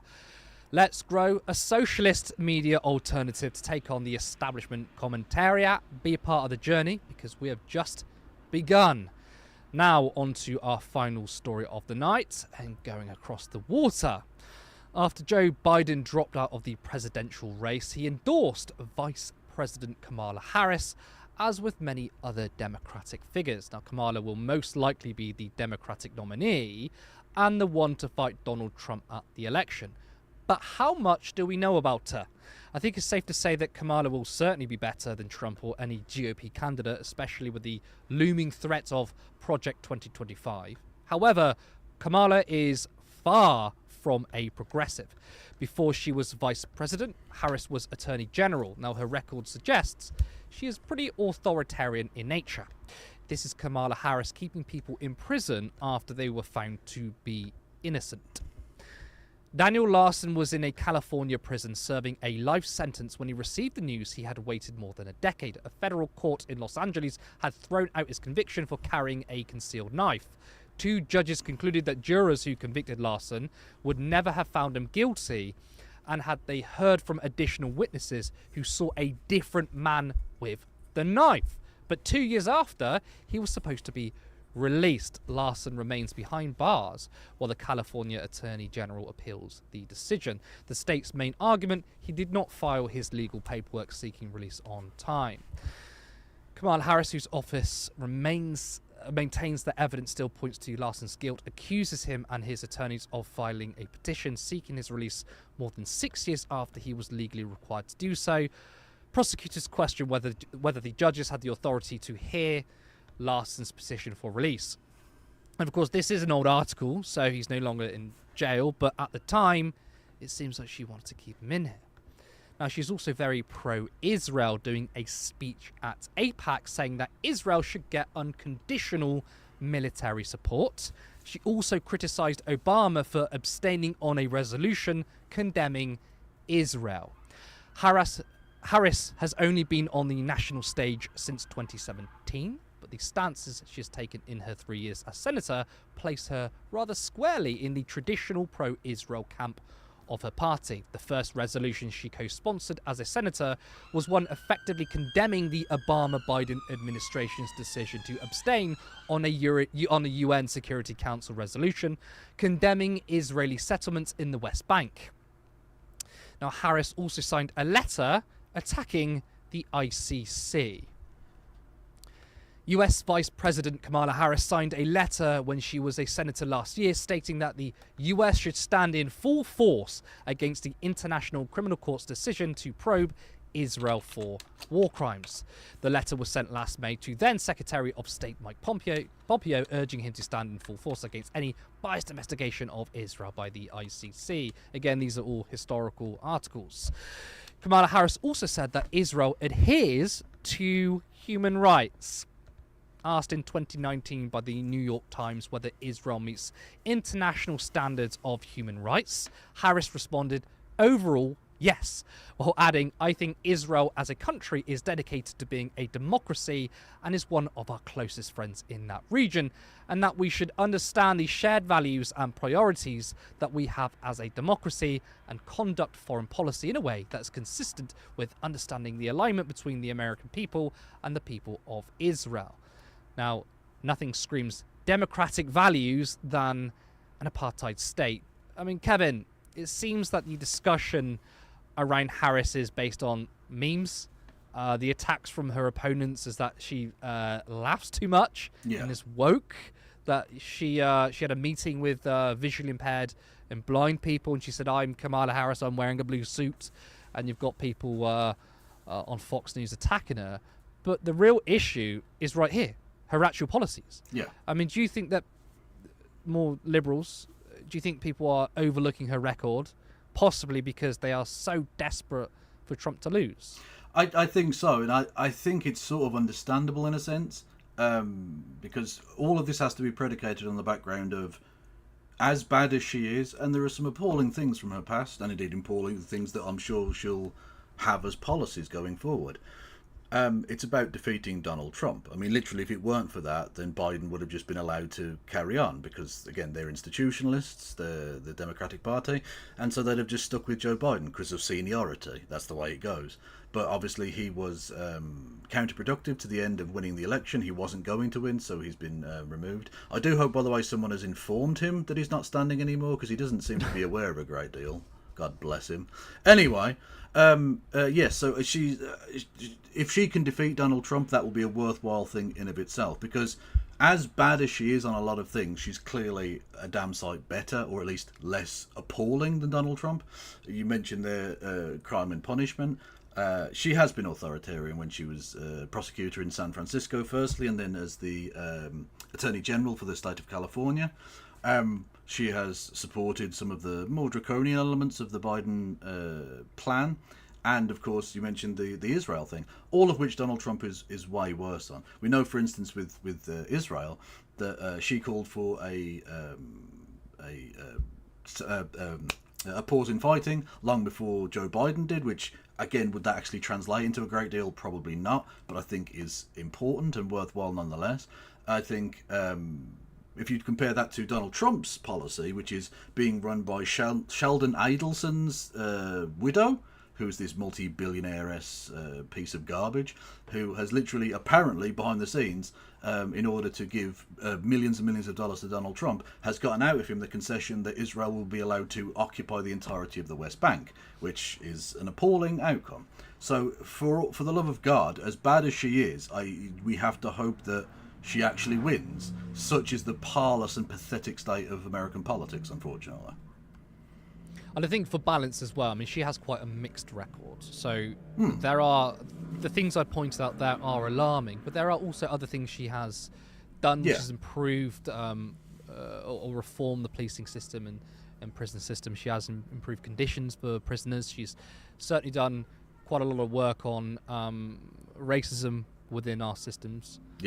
So it's a mixed record. But and she has economically. I think we looked at one of the things she did with No Justice yesterday, and there was a case of banks that had been defrauding people in California, and she pulled California out of a multiple state lawsuit because they were only going to get $4 billion in recompense from the banks for these people, and she managed to get $18 billion. So her actions directly led to $14 billion worth of more money garnered from these banks to the victims of, I think it was fraudulent payments on mortgages or something like that. So she has some based elements to her past as well. Now, that doesn't mean that she's good, and as leftists, I think it's perfectly fine to point out that she's got some appalling things in her past and still realise that the pragmatic thing to do would be to vote for her if you're in a state where it matters. If you're not, then I don't care. Look, if you're in California and you think, well, she's a piece of shit, you don't really have to vote for her because she's going to win California by a million miles. So I'm not saying that everyone has to go and do X, Y, and Z. But if you're in a state where it matters, I think it's important to defeat Donald Trump and, more importantly, to defeat Project 2025, which if you haven't looked into, please go and look into. It's essentially Christian fascism. It's a plan to do Christian fascism. And as much as Donald Trump has tried to distance himself, at least publicly, from that, he's picked J.D. Vance as his vice presidential running race, who has given his absolute tacit, overt support to Project 2025. So be under no illusions, that is going to be the plan for Donald Trump's second term. And that should be terrifying, not just for America, but of course, America is the hegemon. And so, especially as we in Britain, as the little poodle, what America does really affects us enormously. And if they go Christo-fash, we're fucked as well. I think we have to understand as well, we're lucky, right? We have a parliamentary system, whereas they have a presidential system. We can vote third party. And I think when you look at the context over here, in the last election, you did have the Conservative Party, who were toast. They weren't going to win. And the Labour Party, who were pretty much identical on social and economic policy. Couple that with the fact that we have a parliamentary system. I mean, I voted Green. A lot of people voted Green or Independent. And guess what? We still have a huge Labour majority, but we have 5 independents, we have 4 Green MPs. We've helped shape politics in a positive way by not voting for the main opposition. They don't have that luxury there in America. It is literally... because they have the electoral college system as well. They don't have one person one vote. Like, if you think that first past the post system is bad, the electoral college system is just it's appalling. It's like an inbuilt 40-seat majority for a Conservative, which you have to overcome before you can then even build your own thing. It's ridiculous. And the fact that each state has 2 senators, when you've got like California, a state with 30 million people in it, 2 senators. Wyoming, a state with like 4 people in it, 2 senators. Ridiculous. Absolute nonsense system. And also, like over here, if a particular seat went the way we didn't want it to, it will be, okay, it's just that seat. But in America, if a state goes a particular way, it's not just one state. Certain states carry a certain amount of electoral votes. Certain states are far more important than other states. Their voting system is so undemocratic. So again, if my personal analysis is, it is imperative to support any Democratic candidate, because even the promise of things staying the same, that is far better than what's coming. I mean, Project 2025 is quite literally the end of liberal democracy. I know the US has a democratic deficit, of course. No, I'm not saying it's a wonderful democracy, but it would And quite as- literally outlaw Yeah. democracy. And as bad as you might think liberal democracy is, and I have my critiques, I'm sure we all do as leftists, it's a damn sight better than the fascism that they have coming down Absolutely. the pipeline if Trump gets in. And by the way, just to clarify for someone who'd be in my chat, when I say don't vote for in California if you don't want to, I'm not suggesting don't vote at all. Because the important thing isn't just the presidential race. In America, you have all these down ballot races. You have the Congress gets re-elected. There's state elections. There's also a thing that I'd like to bring in actually, which is local initiatives. So local laws that you can vote on in essentially local plebiscites on certain issues like boundary redistricting and dealing with taxes and all kinds of different things, which actually is a way in which we could look at America and improve our own system by lowering power down to the people on that local level. We've got some comments about this actually because it's a big story. So if we can bring them up and let's see what we can respond to here. Satnav again. Harris is a strong advocate for addressing climate change. She co-sponsored the Green New Deal resolution in the Senate and has emphasised the need for clean energy, environmental justice, etc. And I think that is a very good point. The GOP are one of the most radical organisations, probably the most radical organisation in the entire world. They are extremist and some even might say terrorist. Like they don't believe in climate change, which is essentially a death cult if you ask me. Yeah. It's so important to support a corporate Democrat who, let's be honest, some corporate Democrats are pretty shitty on the environment. If Harris is half decent on it, that's still worth your support, isn't it? Yeah, exactly. If we're going to we involve ourselves in these fights, not because we like the people necessarily, like Kamala Harris or whoever, or even Jeremy Corbyn in some respects, who's, had some policies I wasn't a massive fan of, but you do it because of harm reduction. You do it because the alternative is so much worse. And that's ultimately why I didn't support Keir Starmer, because I didn't see him as harm reduction, frankly. He was the same person, so there was no point. For example, she co-sponsored the First Step Act, a bipartisan criminal justice reform bill and aimed at reducing recidivism and improving prison conditions. The bill passed with broad support from both. Yeah, I mean, there's material, tangible things that's better. Democrats and Republicans. Harris also collaborated with Republican senators on other issues, demonstrating her willingness to find common ground and address important issues in a bipartisan manner. That's true, but can I just say it's really annoying? I mean, Biden. This is the ultimate failure of Bidenism. If we just put Gaza aside for a second, is that him constantly seeking to hold his hand across the aisle and try and get the Republicans on the side. Motherfucker, you were vice president when he tried to get the American Healthcare Act through, and they savaged him. He tried to reach across the aisle and negotiate with these people. They can't be negotiated with. You might as well try and negotiate with a pit bull that's tearing your throat out. What are you doing? I mean, I want to ask you about the GOP attacks, right? We've had Sean Hannity, the American Ken doll, he's getting on a bit now, playing a compilation of her laughing. Yeah, I mean, they've I got don't understand. nothing. Are they trying to paint her as unserious? Is They've got that nothing. sexism? They've got nothing on her, right? Their attacks so far are, she's a lady, ha ha ha, let's do some sexism. She's brown. I mean, literally, Nigel Farage called her a black African. But she's half Jamaican and Indian. Yeah, she's not even. She's not even African. So she's not even if they try and say, well, he was trying to say African American. A, speak properly then, and B, she's not African at all.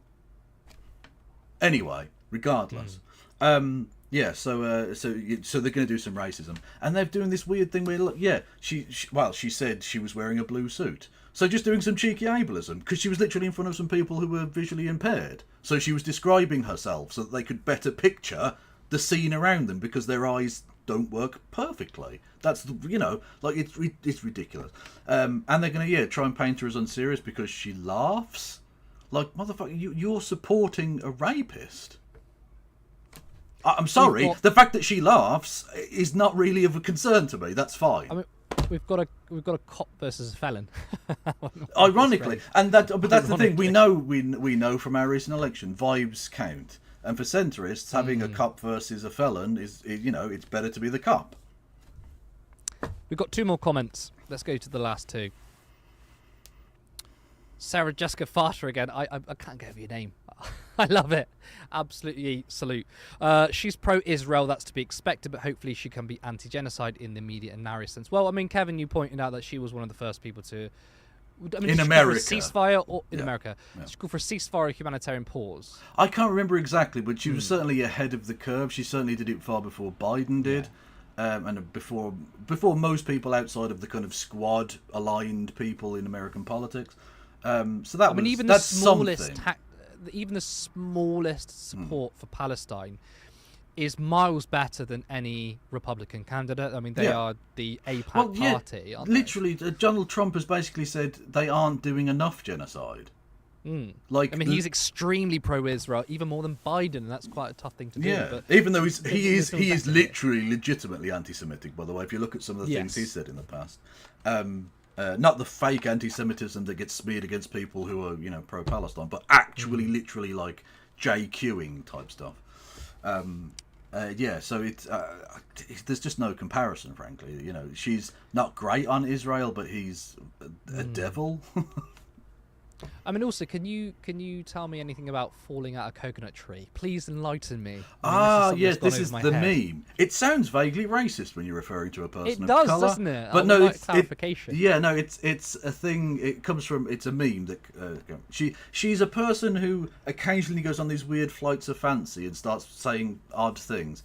And she I can't remember the exact analogy she was trying to draw, but she said something along the lines of she was trying to basically say get real to like this audience of people who were asking like silly questions, and she said, "You think you just fell out of the coconut tree? Well, we've been here all this time," or something.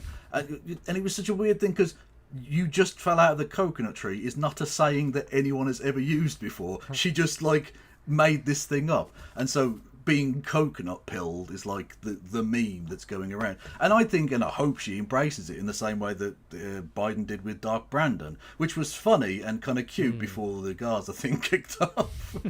Oh no, I was fully on the Dark Brandon meme until he actually became the Dark Brandon on Gaza. But but I think so. She's quite a memeable person, but they take the piss out of her though.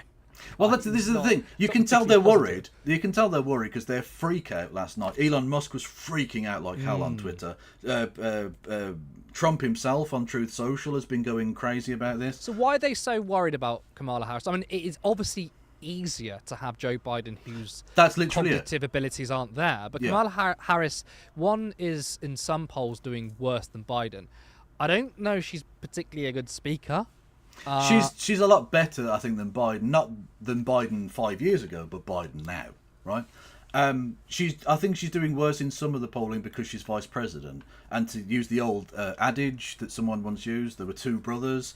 One went off to sea, and one went to become vice president, and neither was heard of ever again. No one cares. The vice president is a nobody. No one gives a shit about until they become president, like Joe Biden, right? She also kind of got shafted though, because I know a vice president gets the special area, and Biden gave borders to Kamala Harris, which is obviously going to come up in the election. Yeah, true. So it's that probably wasn't helpful to her. But so I think she's more unknown, and as you pointed out in the article, she's only been around since 2017. So her national credentials or like her image isn't really there, and they've got a ridiculous sum of money to put adverts out there. They're literally running Kamala Harris adverts on YouTube now already. She's going to have plenty of face time for the next 3 months, and I expect those polls to flip a little bit. Now again, even if they flip, that doesn't guarantee anything because of the inbuilt majority that Conservatives have because of the Electoral College being as skewed as it is. But I expect her to probably win, and that's the point. They're scared because they thought they had an absolute shoo-in. If Joe Biden was the candidate, they knew they were going to win because he wasn't going to get more mentally sharp in the next 3 months, and they were going to have debates where he was going to have the same sort of problems because even at his sharpest, he's not great now anymore. And that's why Trump's come out and is now potentially saying that he doesn't want to debate Kamala because he realises he's got so many issues that she's going to be able to pick up on because he's such a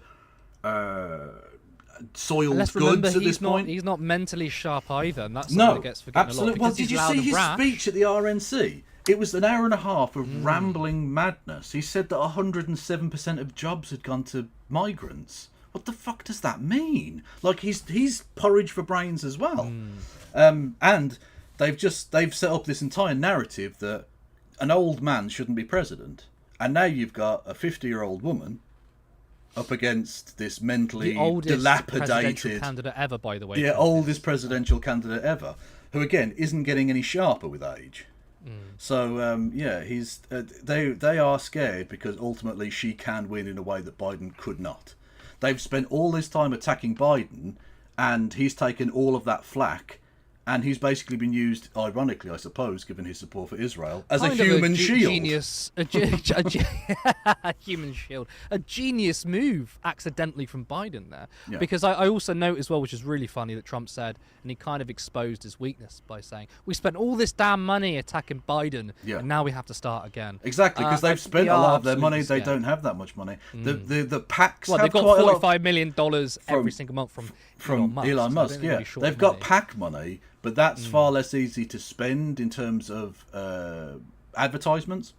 The actual amount of money that he has to control isn't that much, and he bilks his audience, right? A lot of that goes into paying for his legal funds. If you're giving money, literally they have to put the legal disclaimer on it, and it says that a minimum of 1 cent out of every dollar will be spent on the campaign, which also means a maximum of 1 cent on the dollar will be spent on the campaign. Exactly. The rest of it's going to pay for his immense legal fees, because he's not just being sued in New York, he's being sued left, right and centre all over the place, because he's one of the most profoundly and obviously corrupt human beings who's ever run for that office. And that is saying something.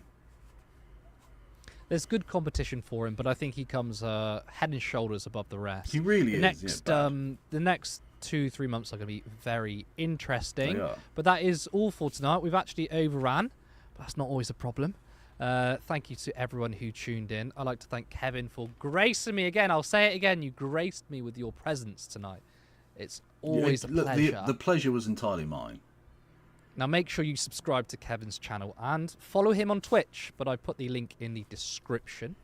You can also support Turn Left by hitting the subscribe button. And if you like our work and you want us to become full-time, then you can support us on Patreon for £3 or £5 per month, or any one-off donation by going to patreon.com/turnleftmedia.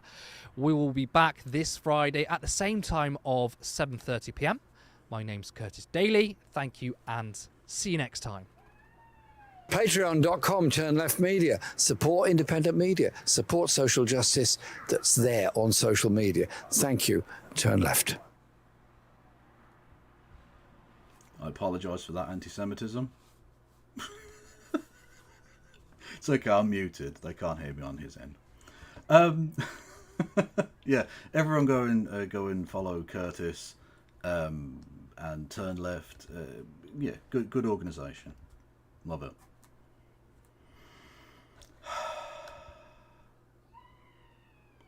Apologies if you can hear my fucking neighbours screaming as well. They're not quiet. They're really not.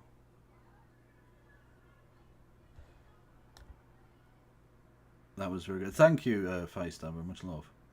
Kamala Harris is 60 in a few months, not 50. Apologies. I got it wrong. My bad. Hello, Kevin. Watchers, you're backstage again, and I checked out your channel quickly, and yeah, I'm glad you apologised for your anti-Semitism. Yeah, well, you had literally Hitler doing a promo for you, and I can't stand for this. This is the biggest anti-Semitism ever. That was an hour and 10 minutes of anti-Semitism. Really which, was. We should get the EHRC to look into it. Yeah. Another great show, by the way. Callum, yeah, thanks for having me on. Yeah, and that was well organised. I get a lot of comments from people saying how like professional and slick it all looks, and it does look really good. It's top stuff. Thank you. That's because there's someone like me in the background squirreling away. True. Yeah, I don't know whether you can see me, Kevin, in the bottom corner there, but I know Curtis can during the show. I've got COVID at the moment, and I'm there, and I'm like blowing my nose every 2 seconds as well. But we make it work. We power through. That's all right. Well, if you've got COVID, you could be president. Let's go. I was Oh, true. Do you know what? I was so disappointed that we didn't get you on for the election coverage. Yeah, sorry about that. Yeah, no, I genuinely apologise. I was doing my show and I had like 3 and 4 people in it all the time. Okay. So I was Yeah. like, do I just abandon these people to go speak to Curtis, or like, oh fuck it? And then I looked down and it was like 6 in the morning. I was like, fuck this, I'm going to bed. we were up for. I mean, I was up for 24 hours straight. Callum, you were up for 48 hours. You couldn't get to sleep. Only because I couldn't sleep. Only because I couldn't sleep. Because you were so excited about Keir Starmer. After we packed everything, that's exactly it. After we'd packed everything down, Rishi Sunak, by the time that we'd got everything packed down, Rishi Sunak was about to come out and make his speech. So we were sat watching that, and just before he walked out, Curtis just fell flat out on the sofa. Sorry, Curtis, I'm sharing all your secrets with all Kevin's Oh, viewers. it's my fault, is it?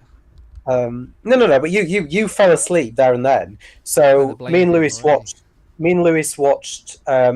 Sunak's sort of resignation speech, and then after he set off to go to the palace, we both went to try and go to bed, and I just couldn't sleep. And before I knew it, Starmer was off to see the king, and then he was back, and then he was making a speech, and I was like, well, I might as well just watch that. So I then got up and made a TikTok. I then tried to sleep again, and I think just the excitement of the whole night and the fact that we'd been up and we'd followed it all, and yeah, I just could not sleep. Lo and behold, when I finally got home quite late that night, I did sleep a very good sleep. But by that point, I'd been up for we planned to sleep beforehand because Callum was in London the day before, and I came down on the day, and I was like, we need to sleep a few hours, and then we'll set up. But like, there was so much tech shit to do. Like, you have the tech stuff in your head, and then was just more stuff to do. It was fucking. No, your stream looked really good actually on election night. It was proper. Thank you. I was impressed. Yeah, no, it was crazy. But I'm just excited for the next time though. It's gonna be even better. Fucking Navarro, eat your heart out, you know. Exactly, Navarro, we're coming for you. No, and we've got time to do it. Just for those of you watching on Kevin's stream, you get some of the fun comments that we didn't share. I saw this from Chris towards the end, who said, "Are you sure it's not Sarah Jessica's dad?" And he's German. Jessica Sarah Jessica's farter. Jesus Christ. That's good. Oh God! Well, someone pointed out to me on a similar vein of German jokes. If you look at Trump Vance, it sounds like a German person asking you to fart once. Trump Vance! And now I can't unsee that. There you go. Dear. We got this from Hal. These live streams are becoming really excellent, even when I'm sadly late to the party, that I should say. Do you know what, Hal 9010? They've been in the chat quite a lot recently, so I don't know if you're watching Kevin now, but love your support. I mean, there's a crossover between me and Kevin, and there's obviously a crossover between us and Helena, but I can't always remember the names. I remember about 12 people from my chat, and that's about it. And they're the ones that shout at me. So apologies to everybody else. Yeah, people who have a dig are the ones you remember. People who are really nice to me, it just washes over. It's gone, you know. Do you know, it's so cathartic to watch your content though, because like there are so many heavy political topics, and you do dive in. You do some really deep dive analysis, which is great, but then you also like couple that with a dick joke, and it's just so refreshing. Well, thank you. Yeah, no, I like to scream at fascists as well. Yeah, these are things that I like to mix it up a bit. I do it for my own entertainment more than anything. I do it because it's fun for me. I just want to ask you both about. We had a comment from Critical Thinker, which I didn't show, but what do you make of the socialist dictatorship that we live in today? Sounds like a dream. Is that Critical Drinker's political account? I'm all for it. We want our Labour Party back to left-wing capitalism from the socialist dictatorship that we live in today. I've never heard of left-wing capitalism before. I'd love to be enlightened. I mean, you could. I mean, does he mean social democracy? I don't think so. If he thinks we're living in a socialist dictatorship, then I don't think he's left-wing capitalism isn't social democracy. Look, I for one absolutely believe inherently in Chairman Starmer thought, and go along with it entirely. I'm here for it. I want the socialist dictatorship I want is banning diverse clothes. We all wear the same colour, the same top. We're all equally paid the same of £1 a day. That sounds like drama school, Curtis. That sounds like what I spent 3 years doing. We all come in dressed in black, and that's it, you know. And how much of a rounded person are you now from it? See, socialism works, folks.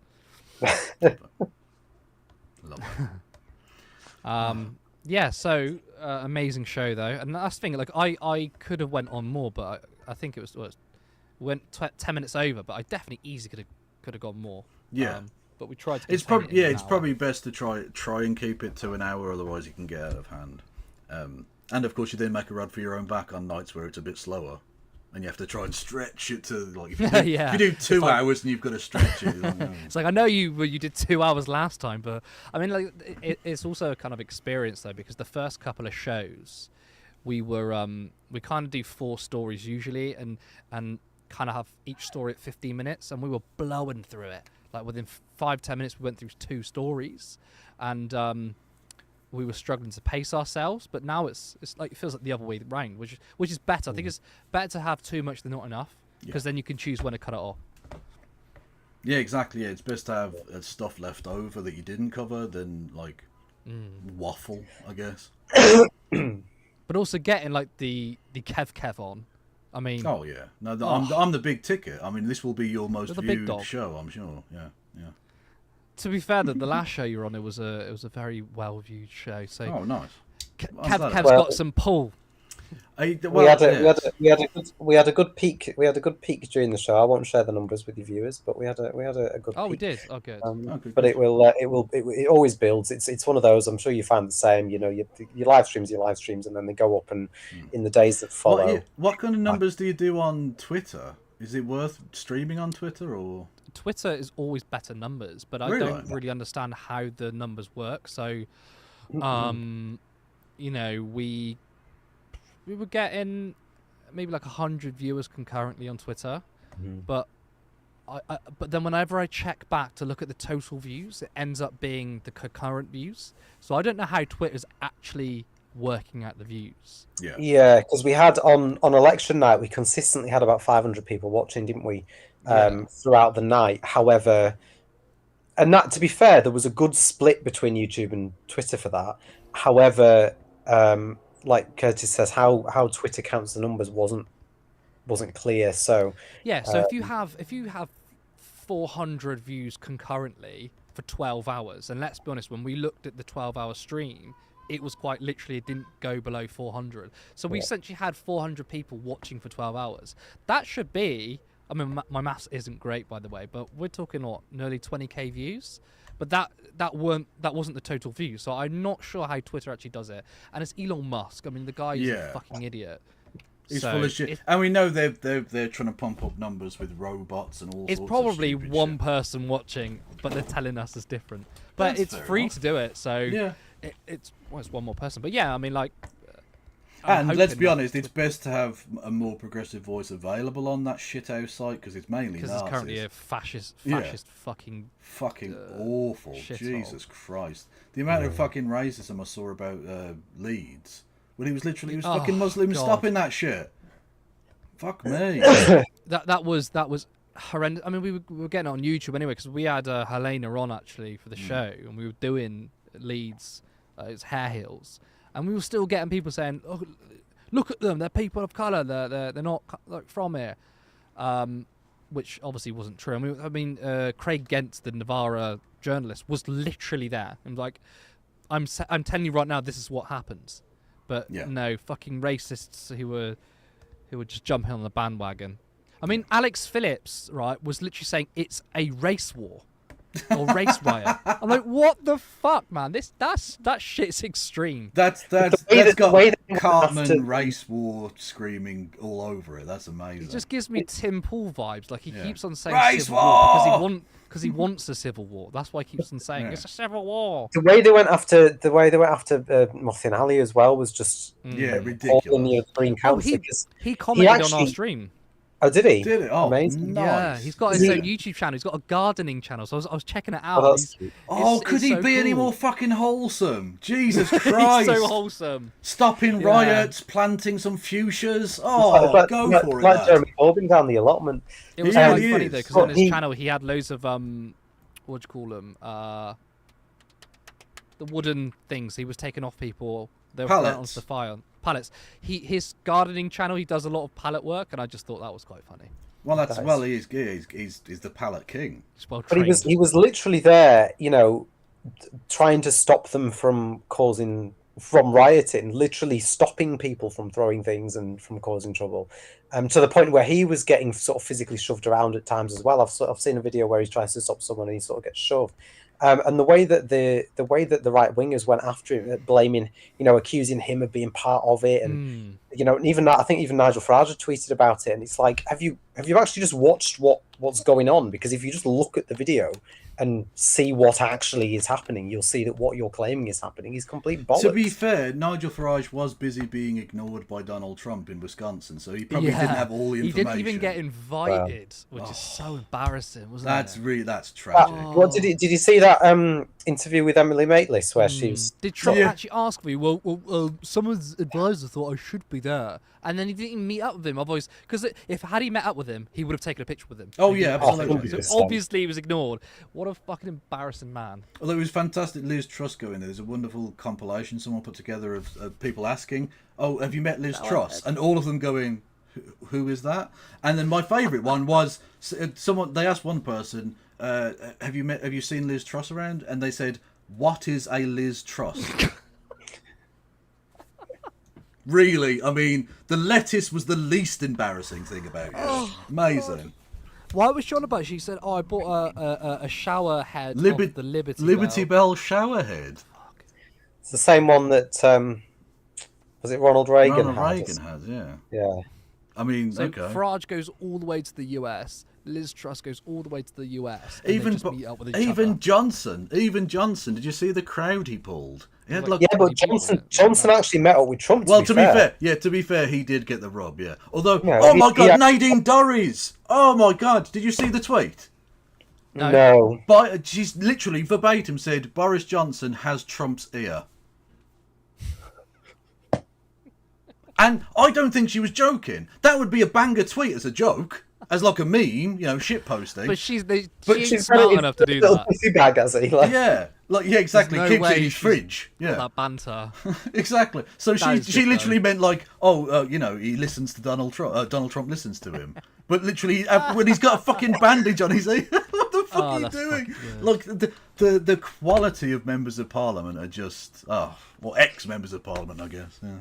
Amazing. We'll all for the election we'll get a bandage on our ear in solidarity because one of our Talk TV journalists decided to do that. Yeah. And the American viewers on Kevin's stream, one of our journalists literally put a bandage on his ear live on TV. And then a member of parliament for the Reform Party was like, "Let's get this guy up to 5 squillion fucking views on his ear bandage." Oh, really? Yeah. It was just all the pictures of them all. It was just all the pictures of them all, literally like at the it's thing a like cult. this. It's a cult. It reminds me. It's the Well, bit. like this. It's the bit from Life of Brian, the Monty Python film, where they're chasing the guy with the shoe. They're like, "What shall we do, master, with the sandal?" You know, it's that thing. And you just want him to turn around and go, "Why don't you all fuck off?" But It anyway. really is normal Ireland, isn't it? But how shall we fuck off? Anyway. Like this, sir.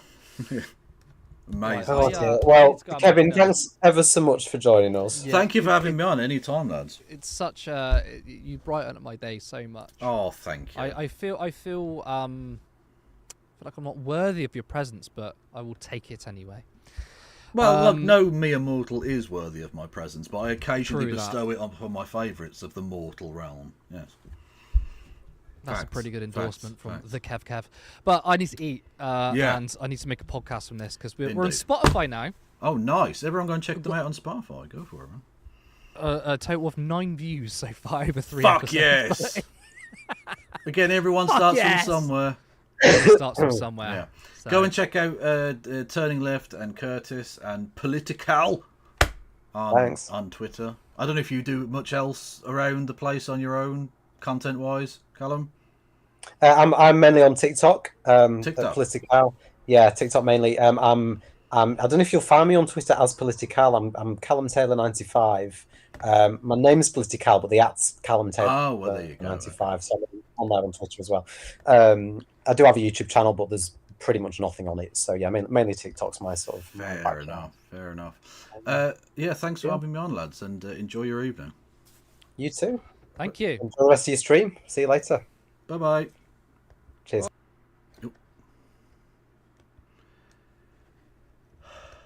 Now, where were we?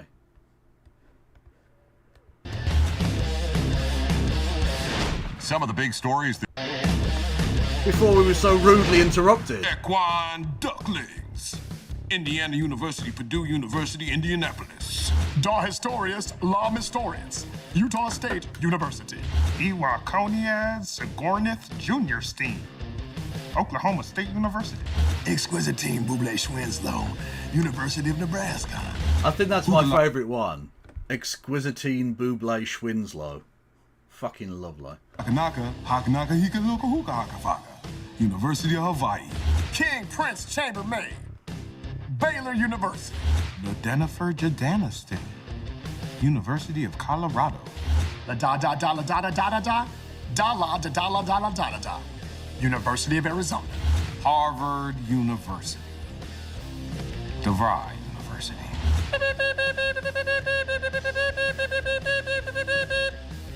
Army. Navy Surplus Store. Wingdings. Online classes. First name, last name. College University. God. Homeschool. Squeeps.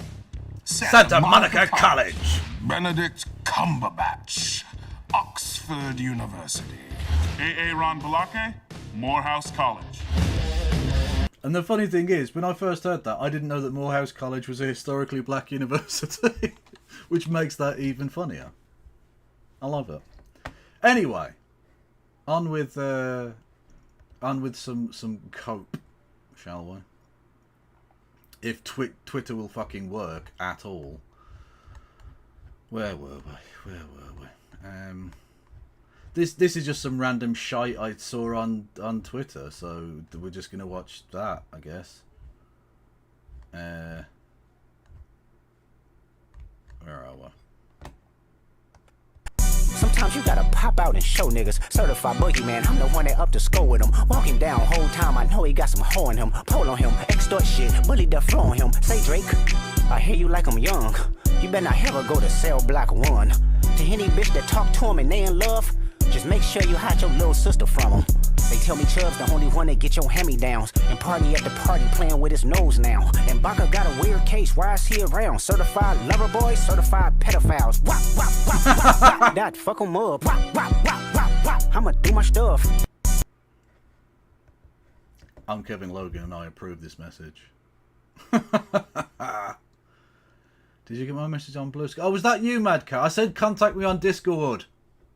Contact me on Discord. I don't check Blue Sky that often.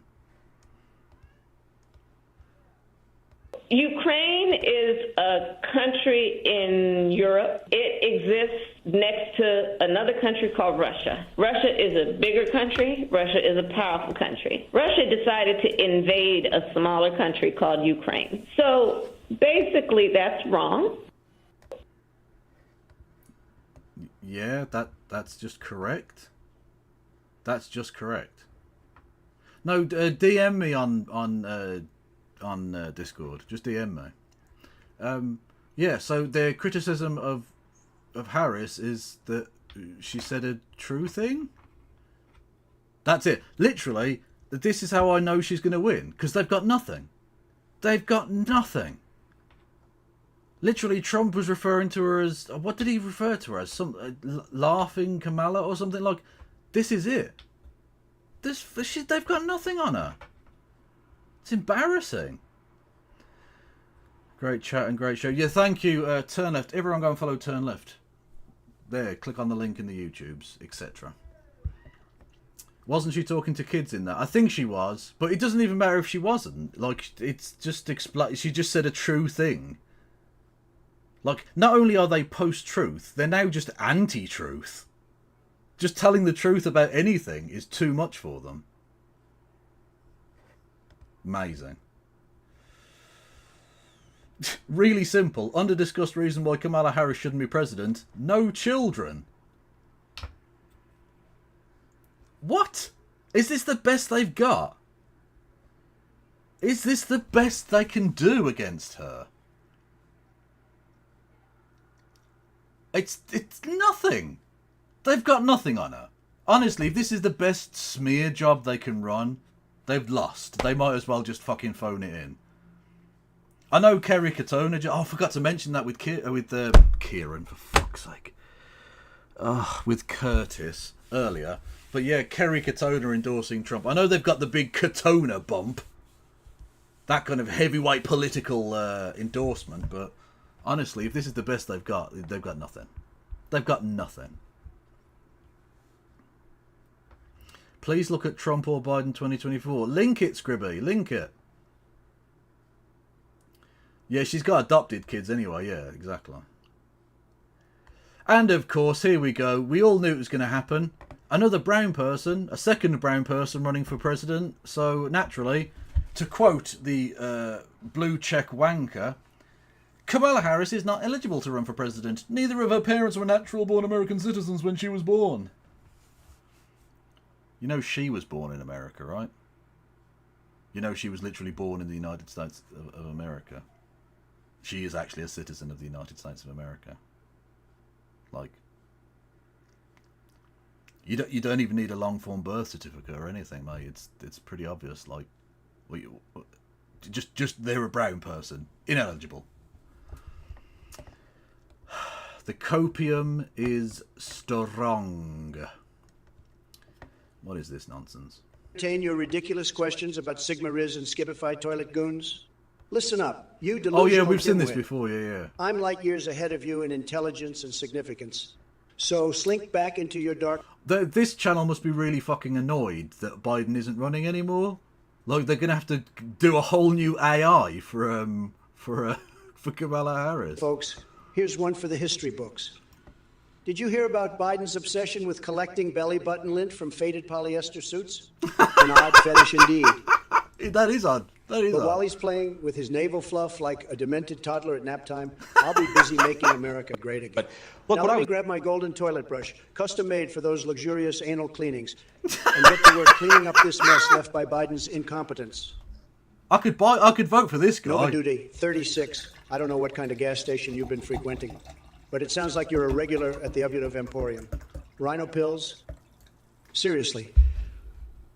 Are you trying to spice up your life or summon Jumanji's horny rhinoceroses?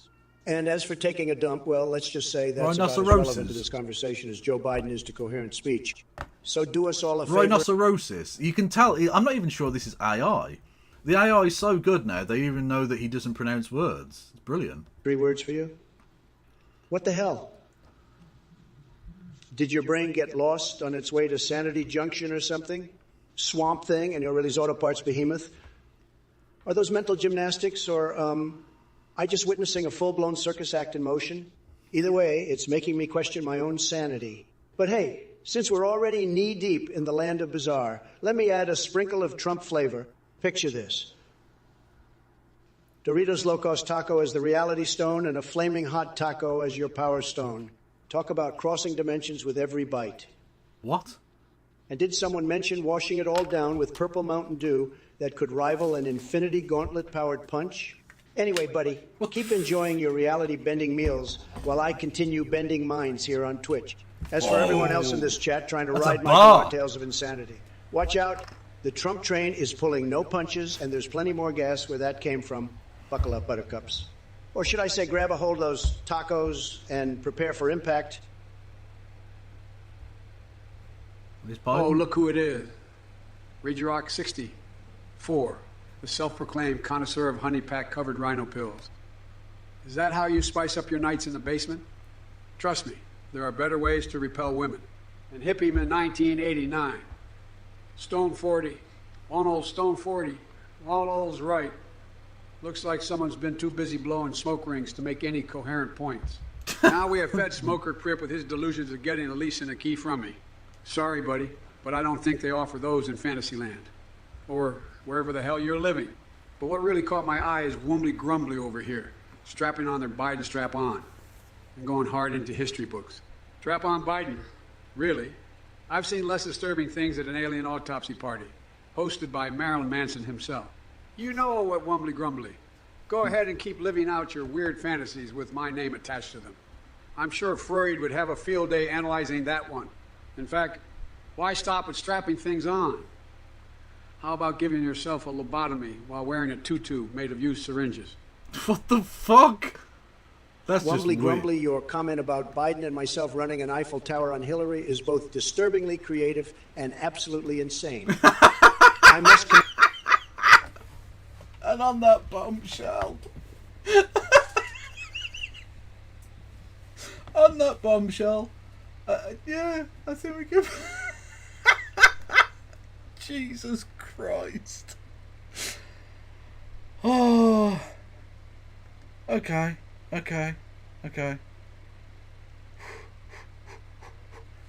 Now, this I just agree with, right? I'm all for Kamala Harris being Madam President, but Doug, who's the husband, should just be called Doug. Well, please welcome the President of the United States and Doug. It'll be awesome. You know what? I'm on board with that. We don't need any of this awkward first man or first male. First lady, so it would be first man, wouldn't it? Which is just awkward. Just call him Doug. It's just Doug. That's cool. That's his name. You're right, Doug. You're not bad. Elon Musk literally doing JQ posting. He had a massive freak out. A massive freak out last night. We'll get to it in a second. He says, I'd just like to thank @Alexander Soros, who is George Soros' son, I believe, for not keeping everyone in suspense about who the next puppet would be. So literally just doing straight up JQ posting. Straight up JQ posting. And the funniest thing about that is, you are the richest cunt in the world who is giving $45 million a month to one of the candidates so that you can get tax cuts. You are the puppet master, I should say. You are the puppet master of Trump as the puppet. You are the person, like, you know, the JQ posting where it's usually a Jewish person, of course. JQ, that's what they believe, and it's like them puppeteering all of these figures. It's not a Jewish person. It's fucking Elon Musk. It's Elon Musk. He's the person doing that, and yet it's just ignored. That's fine. In Elon Musk land, it's just a thing. Oh, I can turn. Oh, actually, I'll turn the alert box back on. Thank you. Thank you to Marcel Paul for resubscribing, who says, "What the fuck was that, Kev? It looked professional. Haven't signed up for that. Refund my follow." No, I will not be doing that. No. And thank you, Ropak, for resubscribing as well, who says, "All hail Doug, the man who gave Joe COVID. Smoke time." True! Agent Doug, getting it done. Oh yeah, here's a compilation of the only candidate in the race whose brain is malfunctioning. I think you should take a cognitive test like I did. I took a cognitive test and I aced it. Dr. Ronnie Johnson. Does everyone know Ronnie Johnson, congressman from Texas? He was the White House doctor. How good did Elise Stepanek do? You know, we've endorsed Dr. Oz. We've endorsed JP, right? JD Mandel. He got his name wrong both ways. JP, no, JD, yeah, JD Mandel. That's the man who is going to run to be vice president with him. JP Mandel. Fucking love it. And he's doing great. Jimmy Connors, Jimmy Connors, the fucking tennis player. How old? Oh, yeah, he's very old. Yeah. Good. He's also happy. Mike Bolton, John Bolton is here. Mike Bolton, as you know, is in. Mike Bolton. So it literally is getting him confused with the singer Michael Bolton. He's getting his fucking national security advisor and neocon hack piece of shite. Get some help. Confused with crooner balladeer freak Michael Bolton. Multiple times. His brain's gone. This was from like fucking 5 years ago. His brain's gone. Russia, and there was progress today. I look forward to solving it. Thank you, Steve. It was Trump's fault. It was Trump's fault. Thank you, Steve. He said, thank you, Steve. See? This isn't even like, this isn't a stutter. His brain is just broken. Oh yeah, no, this is Doug. This is the real Doug.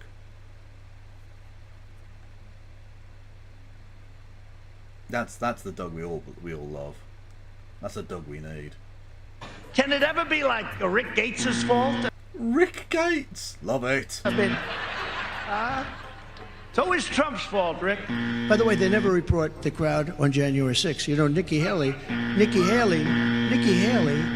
You know, did you know they destroyed all of the information, all of the evidence, everything? Deleted and destroyed all of it. All of it. Because of lots of things, like Nikki Haley. Nikki Haley was his fucking UN ambassador at the time, wasn't she? He's gone. He's gone. Is in charge of security. We offered her 10,000 people. We have some of our great business leaders, and leaders, period, right behind me. I may ask Marilyn Lockheed. Marilyn Lockheed! We appreciate it very much, Tim Apple. Yeah. Tim Apple! Tim Apple!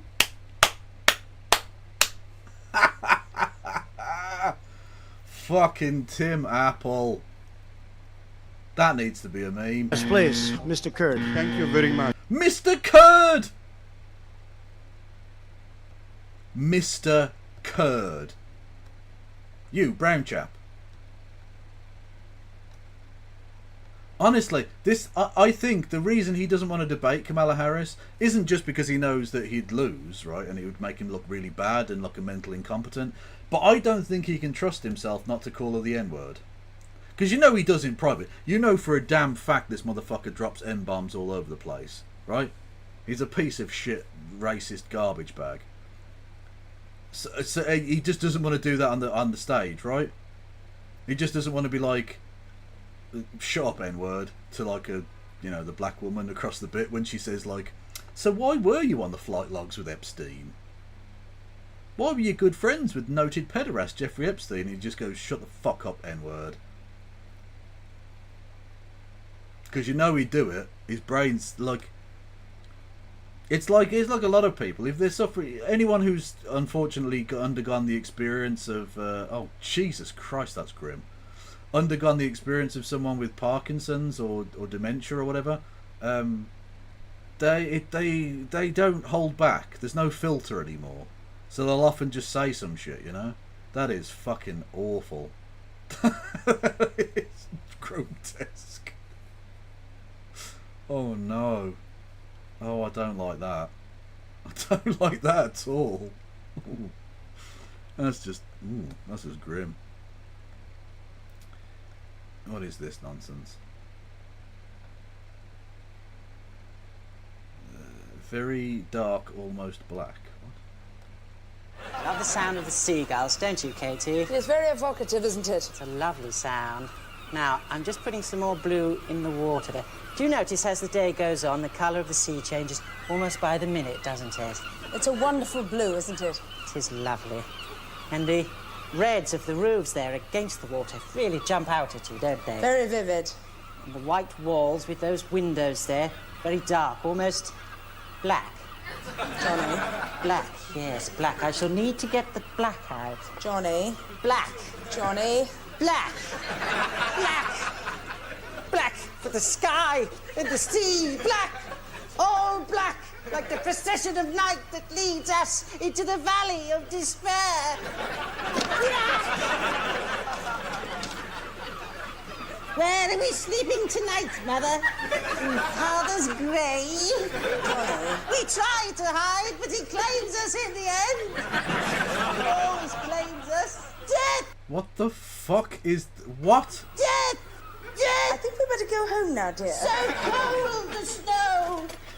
So cold! All this so futile! I'm blind! The gulls have plucked out my eyes! We cried crawl on our knees towards our doom. Sons of death.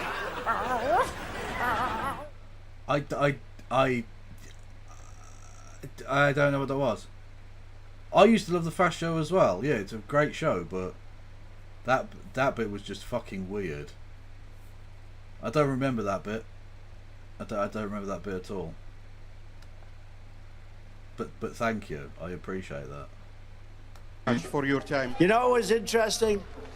Joe Biden won against Barack Hussein Obama. What? Has anyone ever heard of him? That's their leading political opponent. They're leading by a lot, including Obama. But I'll tell you what, you take a look at Obama and take a look at some of the things that he's done. And Putin, you know, has so little respect for Obama that he's starting to throw around the nuclear word to her. You heard that? What the his brain is just mush. Nuclear. Thanks for giving your first comments on the bill on this show. It means a lot to us. We appreciate it, sir. Thanks a lot. You have a deal. Thanks a lot. Joe Bright, this guy is just the worst. So will Christian ever run for president? Cristiano Ronaldo. I wonder what rapist Donald Trump thinks of rapist Cristiano Ronaldo running for president one day. Against you. And you heard the Prime Minister, you heard Netanyahu. Maybe Netanyahu. Have Matt Blum speak next because he's been so incredible in so many ways. He fights so hard. He loves his state. He loves the people.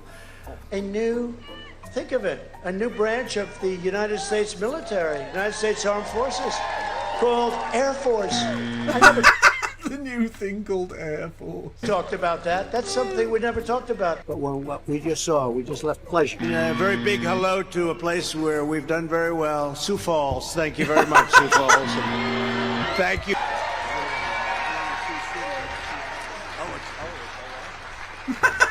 He's an idiot.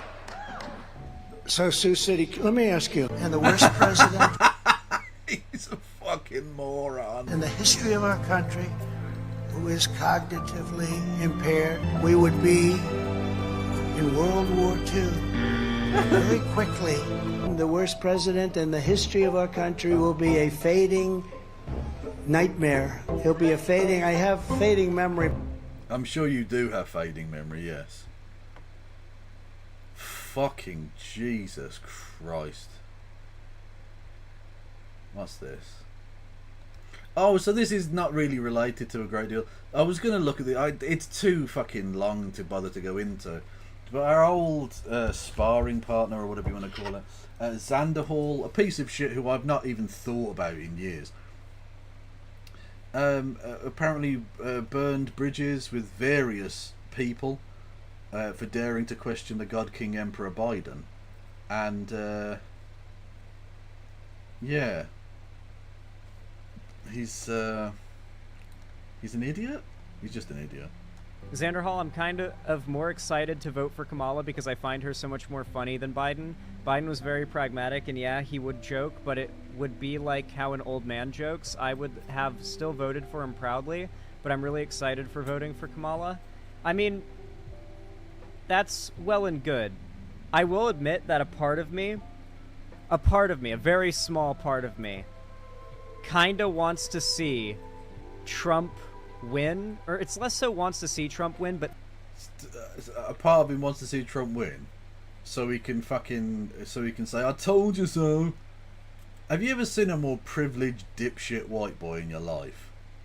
A guy for whom the repercussions of a Trump presidency mean very little. And of course, this fucking freak has been spewing like a hate against Vash and Demon Mama and stuff, saying, you know, that they're Trump enablers for attacking Biden. The fuck? thinks Trump will win, and when he does, that part of me will be able to "I told you so" everybody who called for Biden to step down. But that is You're a child. You're an unserious child. a very small part of me, and I don't want that. I will admit though, the vindication the timeline where I get vindicated for my staunch defense of Biden, that is a temptation, but when I fight. Xander Hall, I'm kind of more excited to... So yeah, dipshit. We'll hear more from him in a second. So this was the thing, yeah, this was... Donald Trump understands the Elon Musk money as the bribe that it is, as the obvious corruption that it is, but he likes that. And so are other. We have to make life good for our smart people, you know? We have some smart people. We have to make life good for our smart people. And he's as smart as you get. But Elon endorsed me the other day, and I didn't even know this. He didn't even tell me about it. But he gives me $45 million a month. And so are other. We have to make... So it's literally quid pro quo. $45 million a month, you make life good for people like him. That's who he's governing for. So he can stick this faux populist shit right up his arsehole. Fucking creep. It predates Hippy Dippy, I think. Well, Xander Hall was on the Hippy Dippy. In fact, if you want to use... actually, no, he isn't. Oh, that was a different person. But Xander Hall was on Hippy Dippy. I was about to say, if you use your James from the internet wanker emotes, if you're a subscriber, you can use the animated emotes. But that was about a different person he was calling a wanker. Yeah. Remind me who Xander Hall is. He's a former alt-writer who turned to being a leftist and is now a shitlib. They're not really that interesting or important. They're just a person that's, like, not great, to be honest. Just a kind of privileged white boy fucking shithouse, you know? Oh, here we go. So that's, this is him, the racist. A racist saying a racist thing. She had a go herself at running for the presidential nomination. She dropped out before the New Hampshire primary, which is very early in the process. She, as vice president, was put in charge of the border, didn't even bother to visit for a couple of years. And I have to say, I think Donald Trump will be delighted that she's the opponent. He suggests otherwise. Because I cannot see, I mean, there is a possibility that at their convention in a few weeks' time, there's a big open fight and somebody else comes through. But I cannot see the Democrat Party getting rid of a black African woman. I just... A black African woman. He's a member of parliament now. And he described a black African woman. What part of Africa is California in? Can someone tell me about that?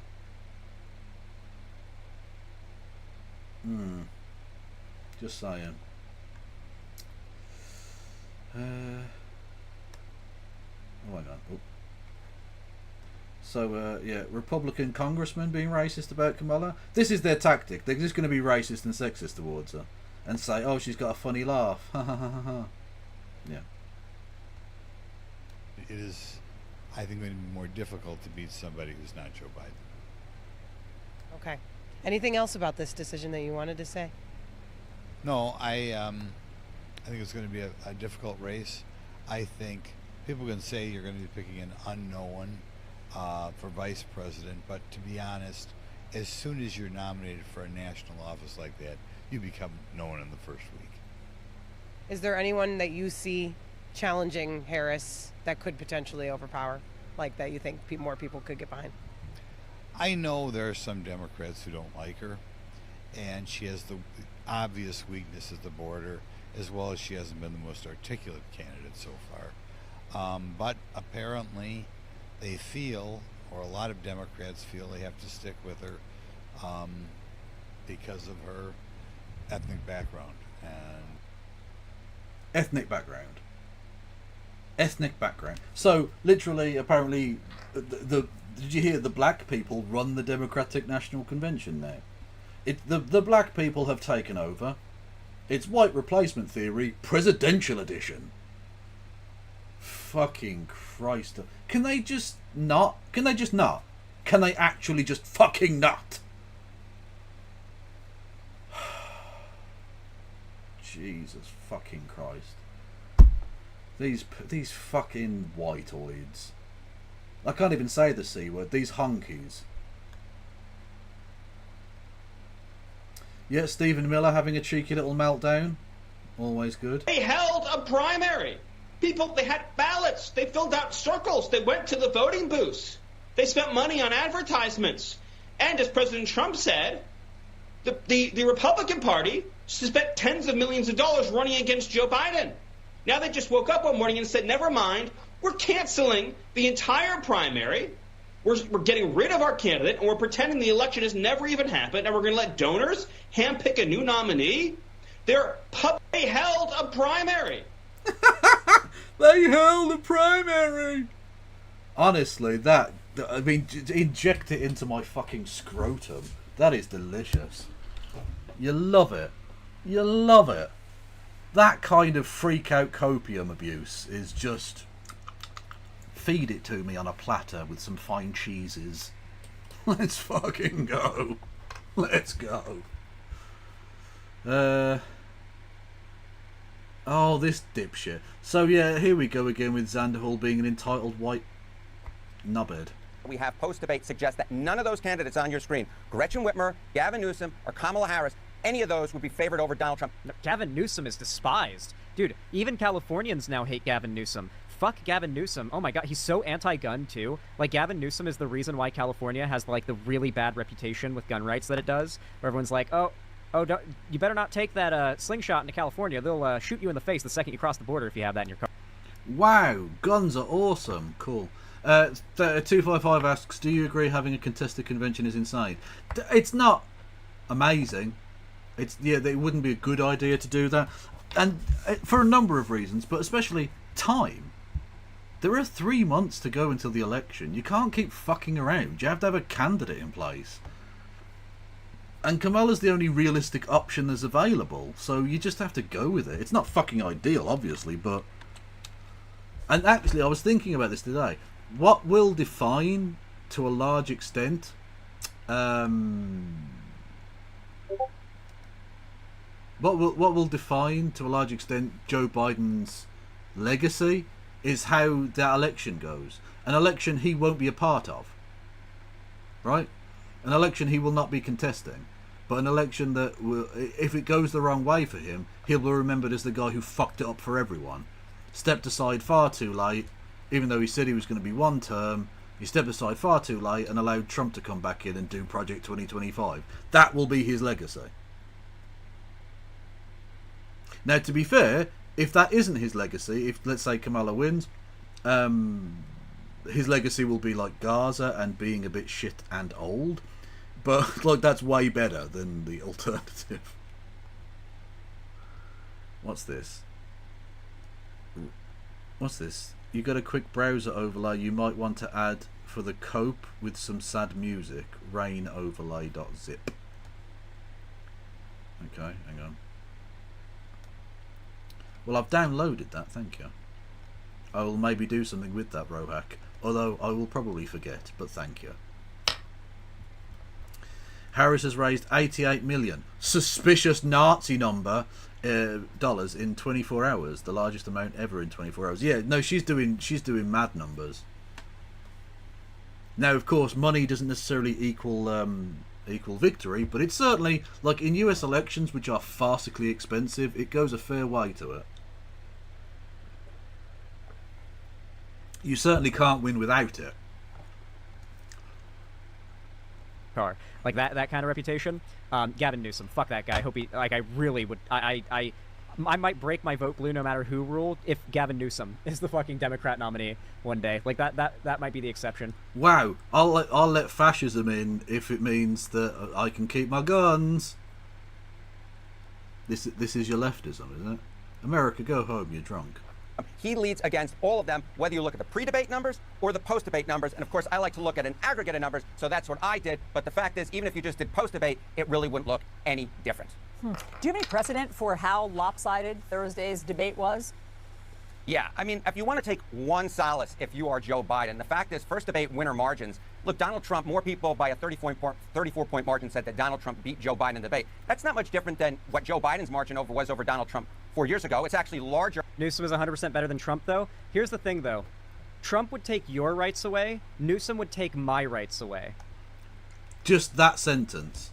That sentence, that he's just a privileged white boy. Listen to it. He might not even vote for him. He'd allow Trump in because, but Trump would take away your rights. Newsom would take away my rights. So it's literally, fuck you. Fuck you, minorities. Fuck you, women. As long as I get to keep my guns, I'll just let fascism happen. What a fucking piece of garbage. Let's listen to that again, shall we? Was over Donald Trump 4 years ago. It's actually larger. Newsom is 100% better than Trump, though. Here's the thing, though. Trump would take your rights away. Newsom would take my rights away. Privileged white boy.gif. Right there. Right fucking there. Joe Biden. Joe Biden drops it. 255. Why are you linking me the Young Turks going on about that?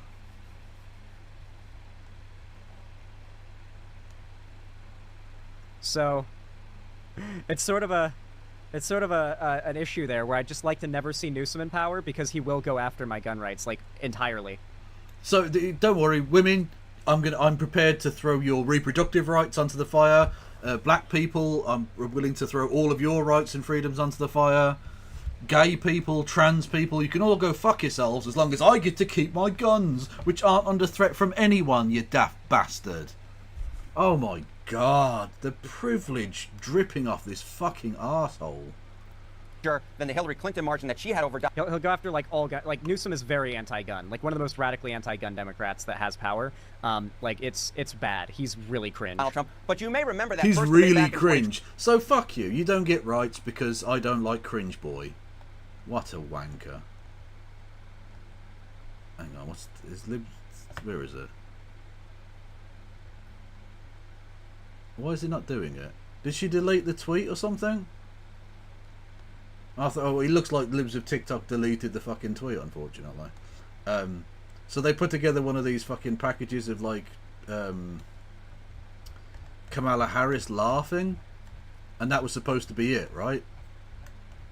Where are we?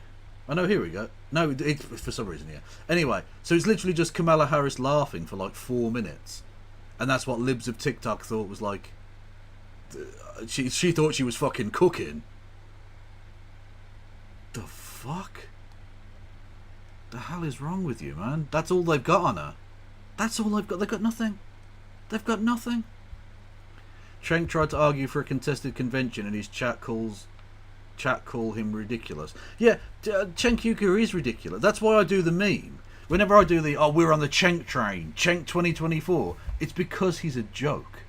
He's a clown. He is a very unserious person. He's a union-busting piece of shit who legally can't even run for that position. Don't get me wrong, I think he should be able to. You're either a citizen or you're not. You can't, having this weird two-tier thing in America is fucking stupid. You're either a citizen of the United States or you're not a citizen. You can't give some rights like that. That's ridiculous. But that is the system they run under, and so he can't be president, right? And he's a fucking idiot who shouldn't be president. Madam Vice President, it's... Oh, hang on. Where we go? Mehdi Hassan, I've always got some time for Mehdi. Let's go. Madam Vice President, it's time. Your time. You are most likely to be the Democratic presidential nominee this November. And you're inheriting a bit of a shit show. A party in disarray, behind in the polls, to a fascist. So what are you going to do about it? Well, here are... don't say that. Piers Morgan might ejaculate.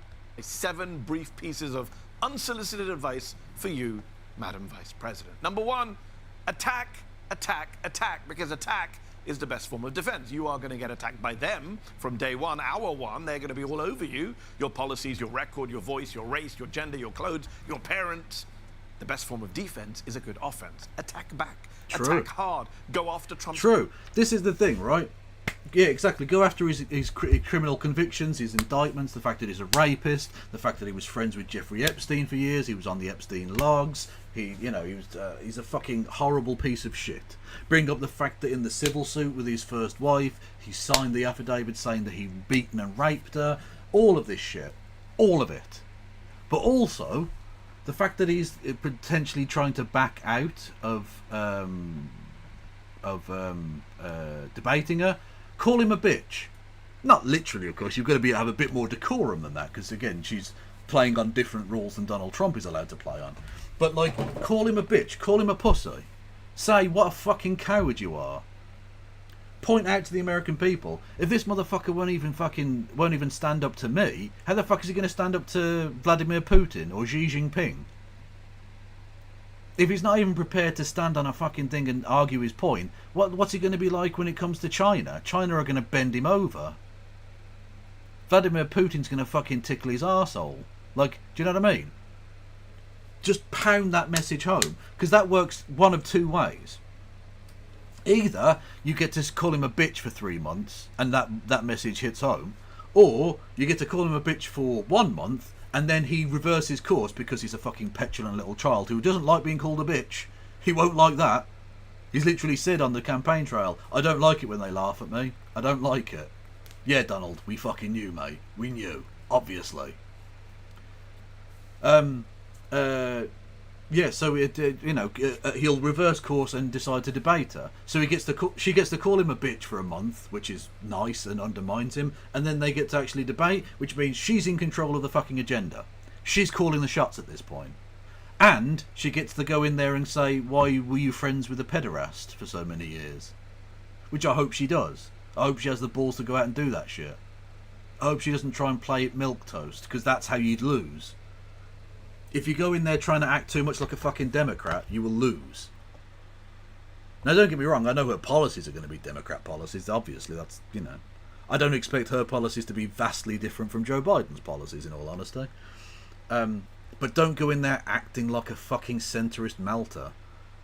Go in there and show some fucking grit and determination. Call him a cunt. Not literally, because Americans don't like that word, but go out there and absolutely fucking crunch the motherfucker.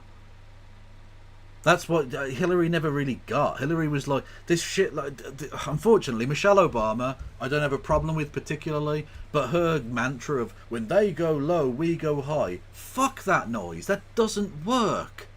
It sounds nice. It's lovely rhetoric. It's very quotable. But it's bullshit. It doesn't fucking work. When they go low, you meet them where they're at. If they want to fling some shit, well, I've got an industrial shit flinger. Come at me, bro. That's how you fucking do it.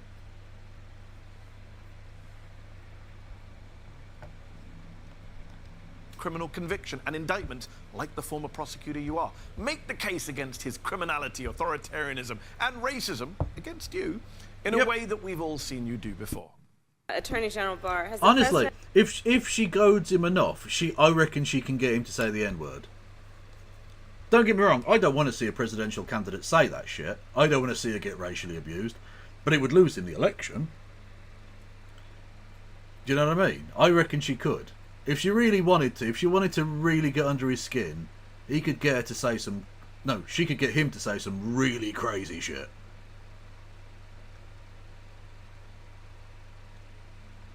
Or anyone at the White House ever asked or suggested that you open an investigation of anyone? I wouldn't. Yes or no? Have you had any conversation about Robert Mueller or his investigation with anyone at that firm? Yes or no? Well, is there a person you're talking about? I'm asking you a very direct question. Yes or no? And if you debate him, definitely call him weird, like you said you would back in 2018. Yep. Number 2, age. Voters had an issue with Joe Biden's mental health and the fact that he was the oldest. This is honestly, it might be the greatest rug pull in history. And that's why they're so annoyed about this. They've set up the entire election to be, this guy's too old, he can't govern. And now that Joe Biden isn't the candidate, the entire narrative they've spun is literally like they've been left with a pile full of dynamite on their lap, and it's about to blow up in their fucking faces, because now he's the doddering old crazy bastard, and she gets to play the young virile person, even though as was pointed out, she's about to turn 60, but in presidential terms 60 is nothing. That's perfectly fine. And he gets to look like the crazy old bastard. So all of a sudden they're going to have to try and do a crazy pivot from this old cunt can't run the place to experience is really important in politics. And you need someone who's really been around the block. Oh, amazing. And to see them freaking out, we'll get back into it in a second after we've done with Mehdi, but yeah, the Donald Trump freaking out about this is just so fucking good. I mean, look at this shit. He literally says, so we are forced to spend time and money on fighting crooked Joe Biden. He polls badly after having a terrible debate and quits the race. Now we have to start all over again. Shouldn't the Republican Party be reimbursed for fraud in that everyone around Joe, including his doctors and the fake news media, knew he was not capable of running for or being president? Just asking. The cope. The cope is off the charts. Oh, Donald. It's that bit from Starship Troopers, isn't it? It's the bit from Starship Troopers where Neil Patrick Harris goes up to the alien creature and touches it and goes, "It's afraid."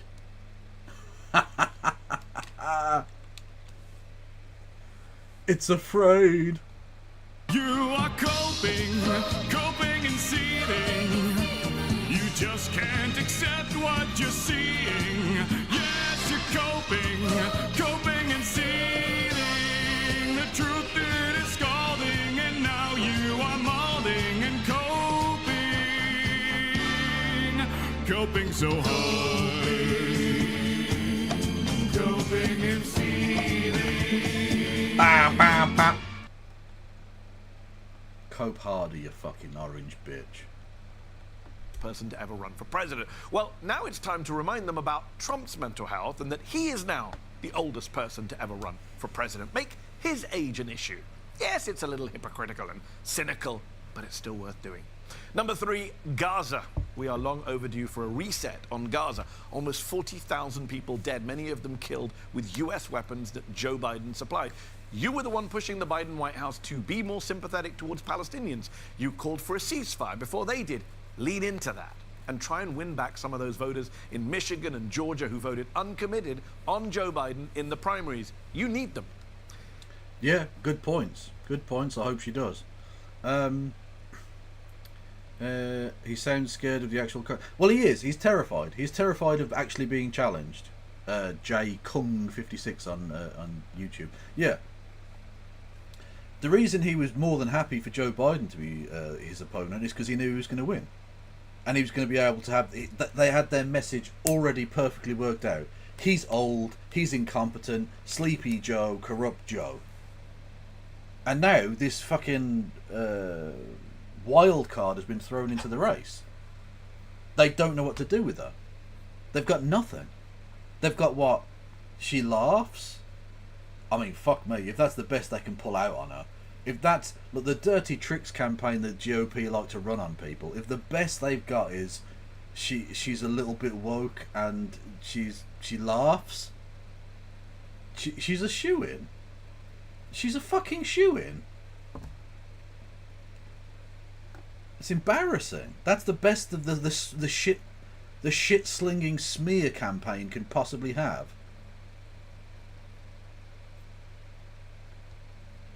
Oh yeah, I can put that up on shorts. Yeah, definitely. Thank you.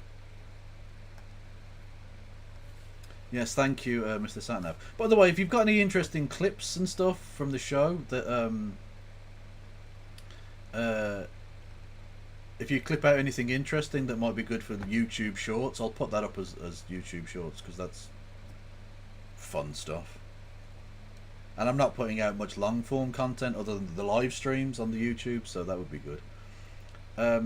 Does that mean I've got to stop getting solicited Hunter dick pics? Well, why would a store on it would appear so? Now that it's not politically useful, because Joe Biden's son is irrelevant now, because Joe Biden isn't going to be the candidate, you watch how quickly they stop talking about fucking Hunter Biden and his massive schlong. And it's a shame, because that schlong needs to be talked about. It is an impeccable piece of schmeat.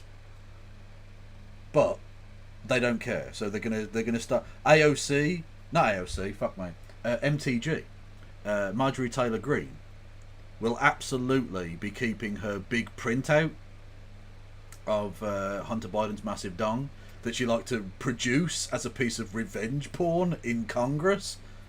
She'll be keeping that big cardboard printout for her own personal use, I imagine. But you won't be seeing it in Congress anymore because it's not relevant to anything. And you know what? Fuck it. I'm going to say it now. The Democrats need to stop being bitches about stuff. But pardon him. Pardon your own son. A, because it's what you want to do anyway.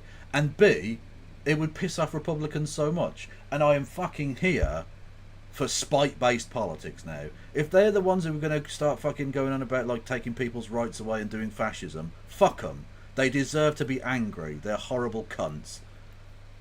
Pardon him. Give him a presidential pardon.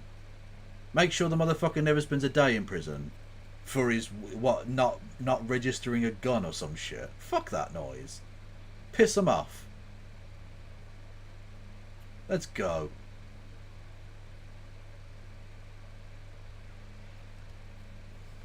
And by the way, that's coming from a person who doesn't even think that presidential pardons should be a thing. I don't think the president should have that power. It's too easily abused, as we saw under Donald Trump. But fuck it. What's good for the goose is good for the gander. Piss them off. If Manafort and fucking Giuliani get reprieves, fuck it. Let Hunter off. That penis needs to breathe free. You can't lock that kind of cock up in prison. That bird needs to fly. It can't be put in a cage.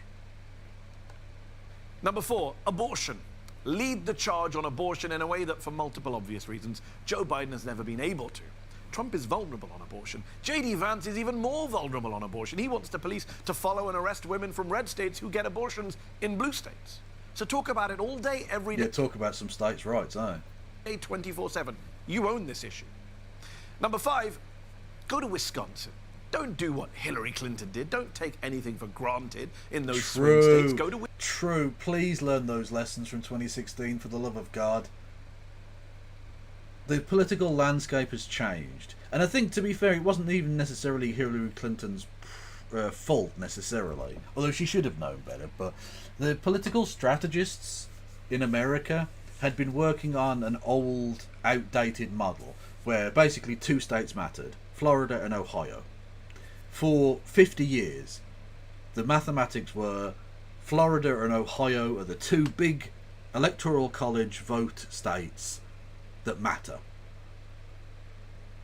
And they're both basically red states now, presidentially speaking, right? But states like Arizona, Georgia have come into the mix. States like Pennsylvania is a sort of swing state now. The Texas is purple. The entire electoral mathematics have changed, and you do need to take all of that into account when deciding where to go and what states to work on and who to choose for your VP pick. Because ideally, you want to be getting someone in who can maybe swing you a swing state. Bring someone in from Minnesota. Bring someone in from Pennsylvania. You want a Midwest person, a Rust Belt person, probably a crusty old white motherfucker. Shouldn't have to be that way, but it should be. It just is, you know. The actual politics on the ground are that you're probably going to have a crusty old white man from the Midwest. So choose one from a state that's in play. Maybe a Wisconsin, something like that. Shore that shit up. Wisconsin, Michigan, Georgia, Arizona, Pennsylvania, be on the ground. Prove the people who say you can't connect with blue-collar, white working-class voters, prove them wrong. And don't just tell those voters what this administration has done, tell them what you're going to do for them on the minimum wage. And don't just do... I mean, you have to obviously run on Trump is a piece of shit. You have to point that out constantly. But you can't just say, I'm not Donald Trump. This, again, learn the lessons from 2016. You can't just say, basket of deplorables, and leave it there. You have to say, Donald Trump's a piece of shit and a threat to America. And here's what I'm going to do if you elect me as well. So it's not just you're not getting Trump, you're also getting some goodies. Here are the nice things I'm going to do for you. Now, I have no doubt that they probably don't really want to do any of those nice things. It's electioneering, that's the way it works. But you have to actually give people, look, a credible view of things. You have to actually give people something to vote for, not just a thing to vote against. Because whilst voting against Donald Trump works for a lot of people, some other people who are in the middle don't even really give a fuck. They're just like, what are you going to do about, I don't know, the border or tax or health care or whatever, you know? So you have to give them something to fucking vote for. And again, it's unfair because the Republicans don't do that, but they don't need to do that. Their voters don't care. Donald Trump has not passed a fucking platform in any of the 3 elections he's run for.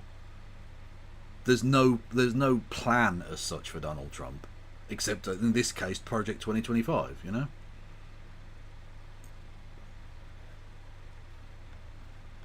Wage on healthcare, on drug prices. Number 6, pick the right white guy to be your running mate. Pick the right white guy. Yeah, there you go. Yep. Pretty much. It's grim. It's unbelievably grim that the racism exists where you just have to do that shit. But it is what it is. There's no point pretending that reality is different. It is what it is. You have to reassure some fucking crusty old white bitches in the Rust Belt. So choose a crusty old white bitch from the Rust Belt, you know? I don't know if that's Governor Andy Beshear of Kentucky or Governor Josh Shapiro of Pennsylvania or Secretary Pete Buttigieg, but just make sure you pick the right white... I'm not sure Buttigieg is right. Not just because I don't like the fucking guy, but I don't know what he really does for you. I don't think politically he's that well liked. I don't think... He's from Indiana, isn't he? Which... hang on. Is Indiana in play? I'm not sure. Indiana presidential... vote. Trump won Indiana by 57 to Biden's 41. So that's not going anywhere, realistically, I don't think. So, I don't think he's going to swing Indiana for you. So, like, what does that do, you know? Shapiro is very pro-Israel. Well, that might actually work in her favour. If she's going to run a more Palestine-friendly campaign, having the reassurance of a very pro-Israel VP to placate Zionist-leaning liberals is probably not a bad thing to have. On a personal level, I don't like that he's a fucking Zionist or that he's very pro-Israel. But, again, the electoral mathematics are what they are. That's the way it works. Harris could be snubbing Bibi's speech. Oh, love it. Okay, this is positive. Let's go. Kamala Harris kicks off her campaign with major snub to Netanyahu. Kamala Harris will most likely not appear beside Benjamin Netanyahu when he speaks to Congress this week, former senior Biden administration official says. That was likely by design. Harris declined to attend Netanyahu's joint speech this week. Oh, yes! Boom! Slap to the chops, you fucking corrupt piece of shit, Netanyahu. The vice president would have sat directly behind Netanyahu's podium during Wednesday's event. Instead, last week, Biden campaign had scheduled her to speak in Indianapolis. The problem wasn't an accident, a former senior administration official told the Times of Israel. The source theorized that Biden may keep Harris away from the White House while Netanyahu is in town to avoid images that feature Harris associating with the Israeli Prime Minister. Fair call. You don't want the Netanyahu stank hanging around. Again, Biden has played a blinder as a human shield, ironically, given that Netanyahu's in town. He's taken all of these blows. He's got the Netanyahu stink on him. Do you know what I mean? And Kamala Harris gets to walk away hands-free. Clean hands, love it. Off to a good start, yeah. Off to a belter. Love it. Israel media is very anti-Kamala, and I'm sure that's got nothing to do with the fact that she's brown. White guy Sadly, that's going to be really important. And number 7, enjoy yourself. This is going to be the toughest 4 months of your life. Have fun, smile, offer voters an optimistic message about the future. Be Reagan-esque, but also be real, be you. Oh, she laughs. She's unelectable because she enjoys life to some extent. Oh, and of course, don't forget to tell them about the coconut tree or what came before them. Everything is in context. My mother she would give us a hard time sometimes, and she would say to us, I don't know what's wrong with you young people. You think you just fell out of a coconut tree? You exist in the context of all in which you live and what came before you. Fair enough.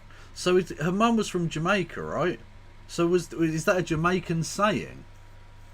Is that a Jamaican phrase? A common phrase? Nice. Okay. I have no idea about that, but fair play. Anyway, so that's Donald Trump coping like a hoe. Her mother was Indian. Oh, okay. Maybe it's an Indian saying then. Do they have coconut trees in India? I'll be honest, I'm entirely ignorant of foliage in the subcontinent. Jamaica, I hardly knew her. Thank you, Phantom. Much love.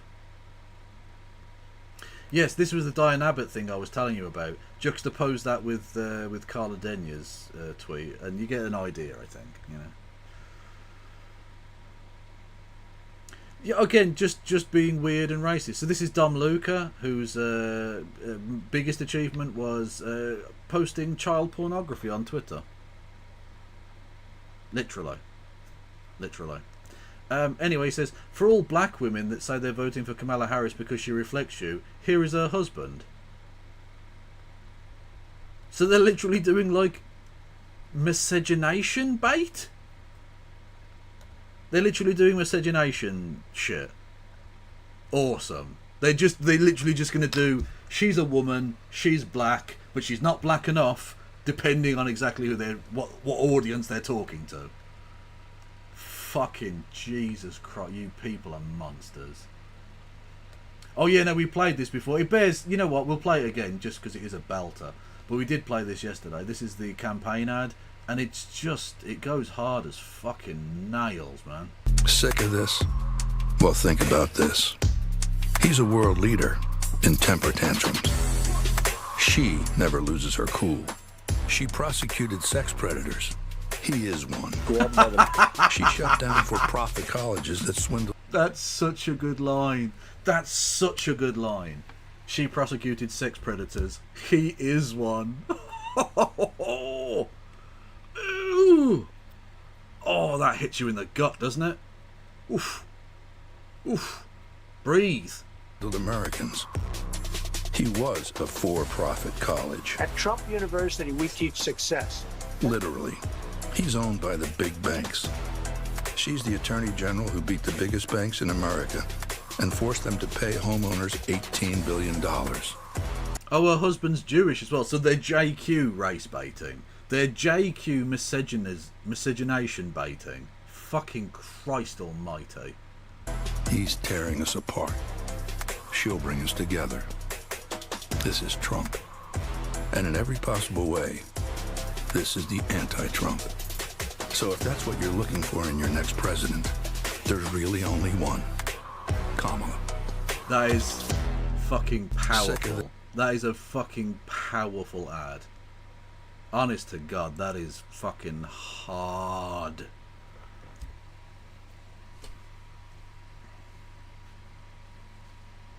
Is she a neoliberal centrist? Oh no, she's a neoliberal centrist, obviously, but she's still way better than Trump because Trump's a fucking fascist, you know? Yeah, so Trump was coping even harder. Yesterday he was doing COVID trutherism. Biden never had COVID. He's a threat to democracy. What the fuck are you doing? What are you doing? What? Honest to God. I think Kamala Harris, the last 24, 48 hours has melted this man's already very, very unstable brain. He's just lost it completely. Jesus Christ. Unbelievable. Unbelievable shit. Oh, cringe cartoon, who gives a fuck? What's this? I don't know what that is. Oh yeah, they're literally running ads already.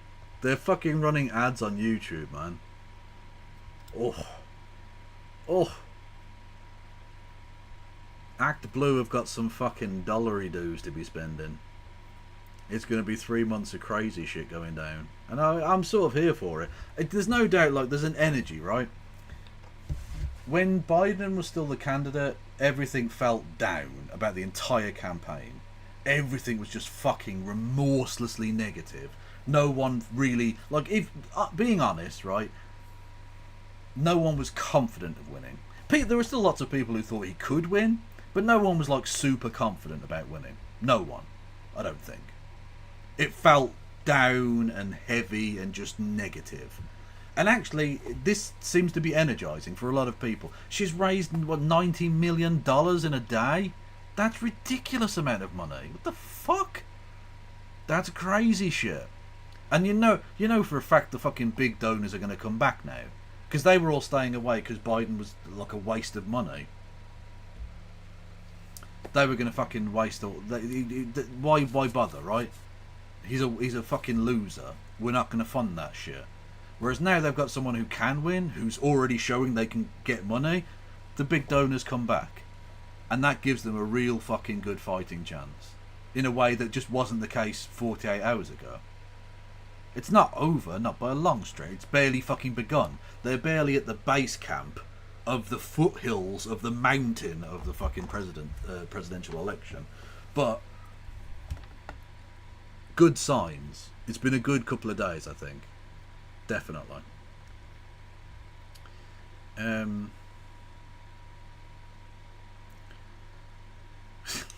I mean, it's not over. Tomorrow, crooked Joe Biden's going to wake up and forget that he dropped out of the race today. Is that the wish being the father of the thought, Donald? Is that Copey Cope? Is that Copey Cope? Little sad Donald?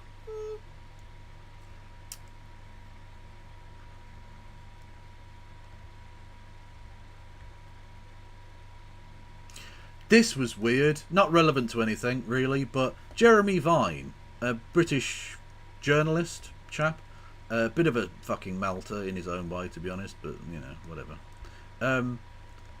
posted this very strange thing. He said, a bad day for Joe Biden, and then atted Joe Biden, right? Now, I don't think Joe Biden runs his account, but it's still weird to at the guy in this, right? But this one in 1972 must have been much worse. Soon after he'd been elected Delaware Senator in November 1972, a car crash killed his wife and infant daughter and badly hurt his 2 sons. He was sworn in at their bedside in hospital. What the fuck are you doing?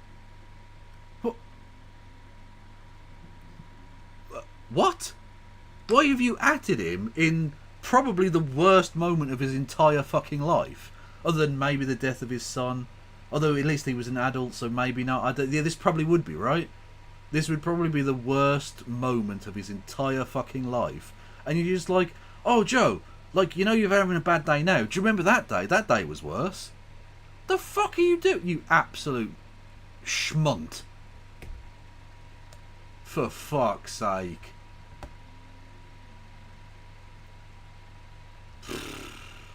That is epic. Oh, so this was Elon. You know, the man that's giving him lots of money? Trump would be 82 at the end of his term, which is too old to be chief executive of anything, let alone the United States of America. That was from 2022. Now he's giving the guy $45 million a month to do a thing that he knows he's too old to do. Ouchies. Ouchies. Again, they've got nothing. They've got nothing. This is their best attack line they can come up with. And it involves a Simpsons meme. Literally. Like, actually. Kamala Harris is part of a cult. Her purple suit and white bead necklace were intentional.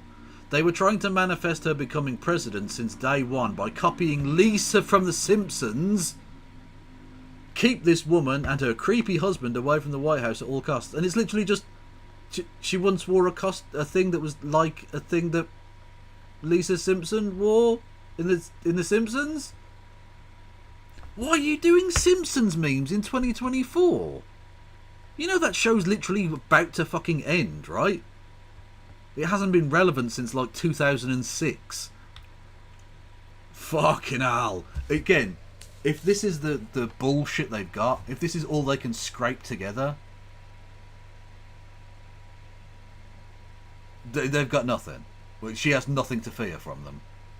She's winning this election. If this is the best they can come up with, she's won. Trump, dare I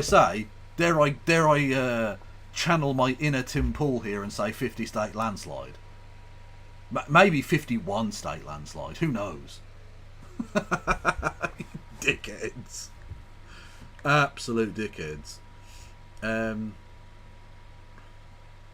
Yeah, so just this is the ableism of the GOP. They deleted the tweet, naturally, because they're cowards. But, so this was the clip of Kamala Harris saying, "I'm Kamala Harris, my pronouns are she, her, and I'm a woman sitting at a table wearing a blue suit." Which, in a normal circumstance, would be a bit of an odd way of introducing oneself. Not incorrect, but just a bit odd. But she was literally speaking to a group of people who were blind and partially sighted. So she was literally just describing a thing that these people either couldn't see or couldn't see very well to help them understand the scenario that they were in. And the GOP went, "This is a reason she shouldn't be president?" What? What the fuck are you doing? Why did you think this was remotely appropriate? They have subsequently deleted that, I believe. But, you know. Ouchies. Ouchies, ouchies. And then, what the fuck is this? I don't even know what that is. Anyway, on that bombshell. She is literally unburdened by what has been. Quite so. Look, we're all coconut pilled here. You need not explain any of that to me. We're all on the coconut train, friends. And that is nowhere near as racist as it might at first appear. That's from India or some shit. So it can't possibly be racist, right? There's no racists in India. Jesus Christ. What is this? That is... What? I fucked up the chin a bit. Is that a reference to China? I don't know. I fucked up the chin a bit. Never mind. Anyway. So yeah, that's... is that an anime thing? Marcel? I mean, thank you, but I don't... if it's an anime thing, I can only condemn your degeneracy. But thank you nonetheless. And on that degeneracy bombshell, I shall leave you be for the evening. What a time we've had, everybody. What a time to be alive. Don't forget to go and go and procreate. I'm only joking. Go. Well, I mean, you can do if you want to. That's entirely your business. It's from the biggest anime around. Well, I don't know any. I couldn't name a single anime to you. Now, is Naruto? Is that a thing? Is that a show or is that like a type of anime? See, I don't even know. One Piece Pirate? What the fuck is that?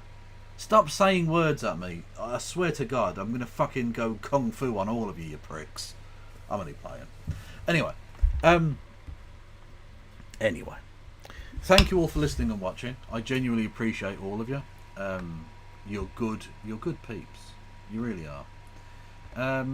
Who should we go over to who is streamaging?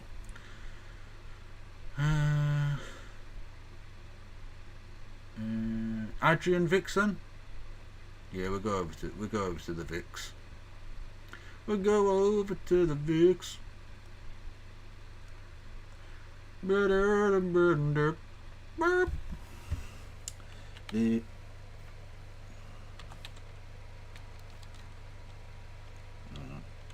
Adrian, is it 2 N's maybe? Jesus. Adrian Vixen, there we go. Right. Go and say hello to Adrian. They're covering Gaza and various other things, I think. Anyway, and I'll be back possibly tomorrow. I don't know. I don't actually have anything planned for it. And as it's Tuesday, it's unlikely to be a tanky Tuesday unless I do the switcheroo. Oh, let's go. Let's fucking go. Oh, actually, I should raid into someone on YouTube, shouldn't I? Oh, bollocks, hang on. I'll cancel that raid and we'll go again. Okay, on YouTube, how do I do this again? God, I'm shit at this. Oh, no. No, I don't want to report it. Edit, there we go, we go to edit, right. You go to customization. Honestly, YouTube, please, for the love of God, make this simpler. Who is going? The Nudge! You're going over to No Justice MTG. Enjoy yourselves. Boom. And on YouTube, we're going over to Adrian Vixen. So go and say hello to those two respectively. They're both awesome in their own ways. Might be back tomorrow, might not be. If you've got anything you want me to particularly look at, there's the stream suggestions on the Discord. But other than that, stay fucking beautiful. No pass around.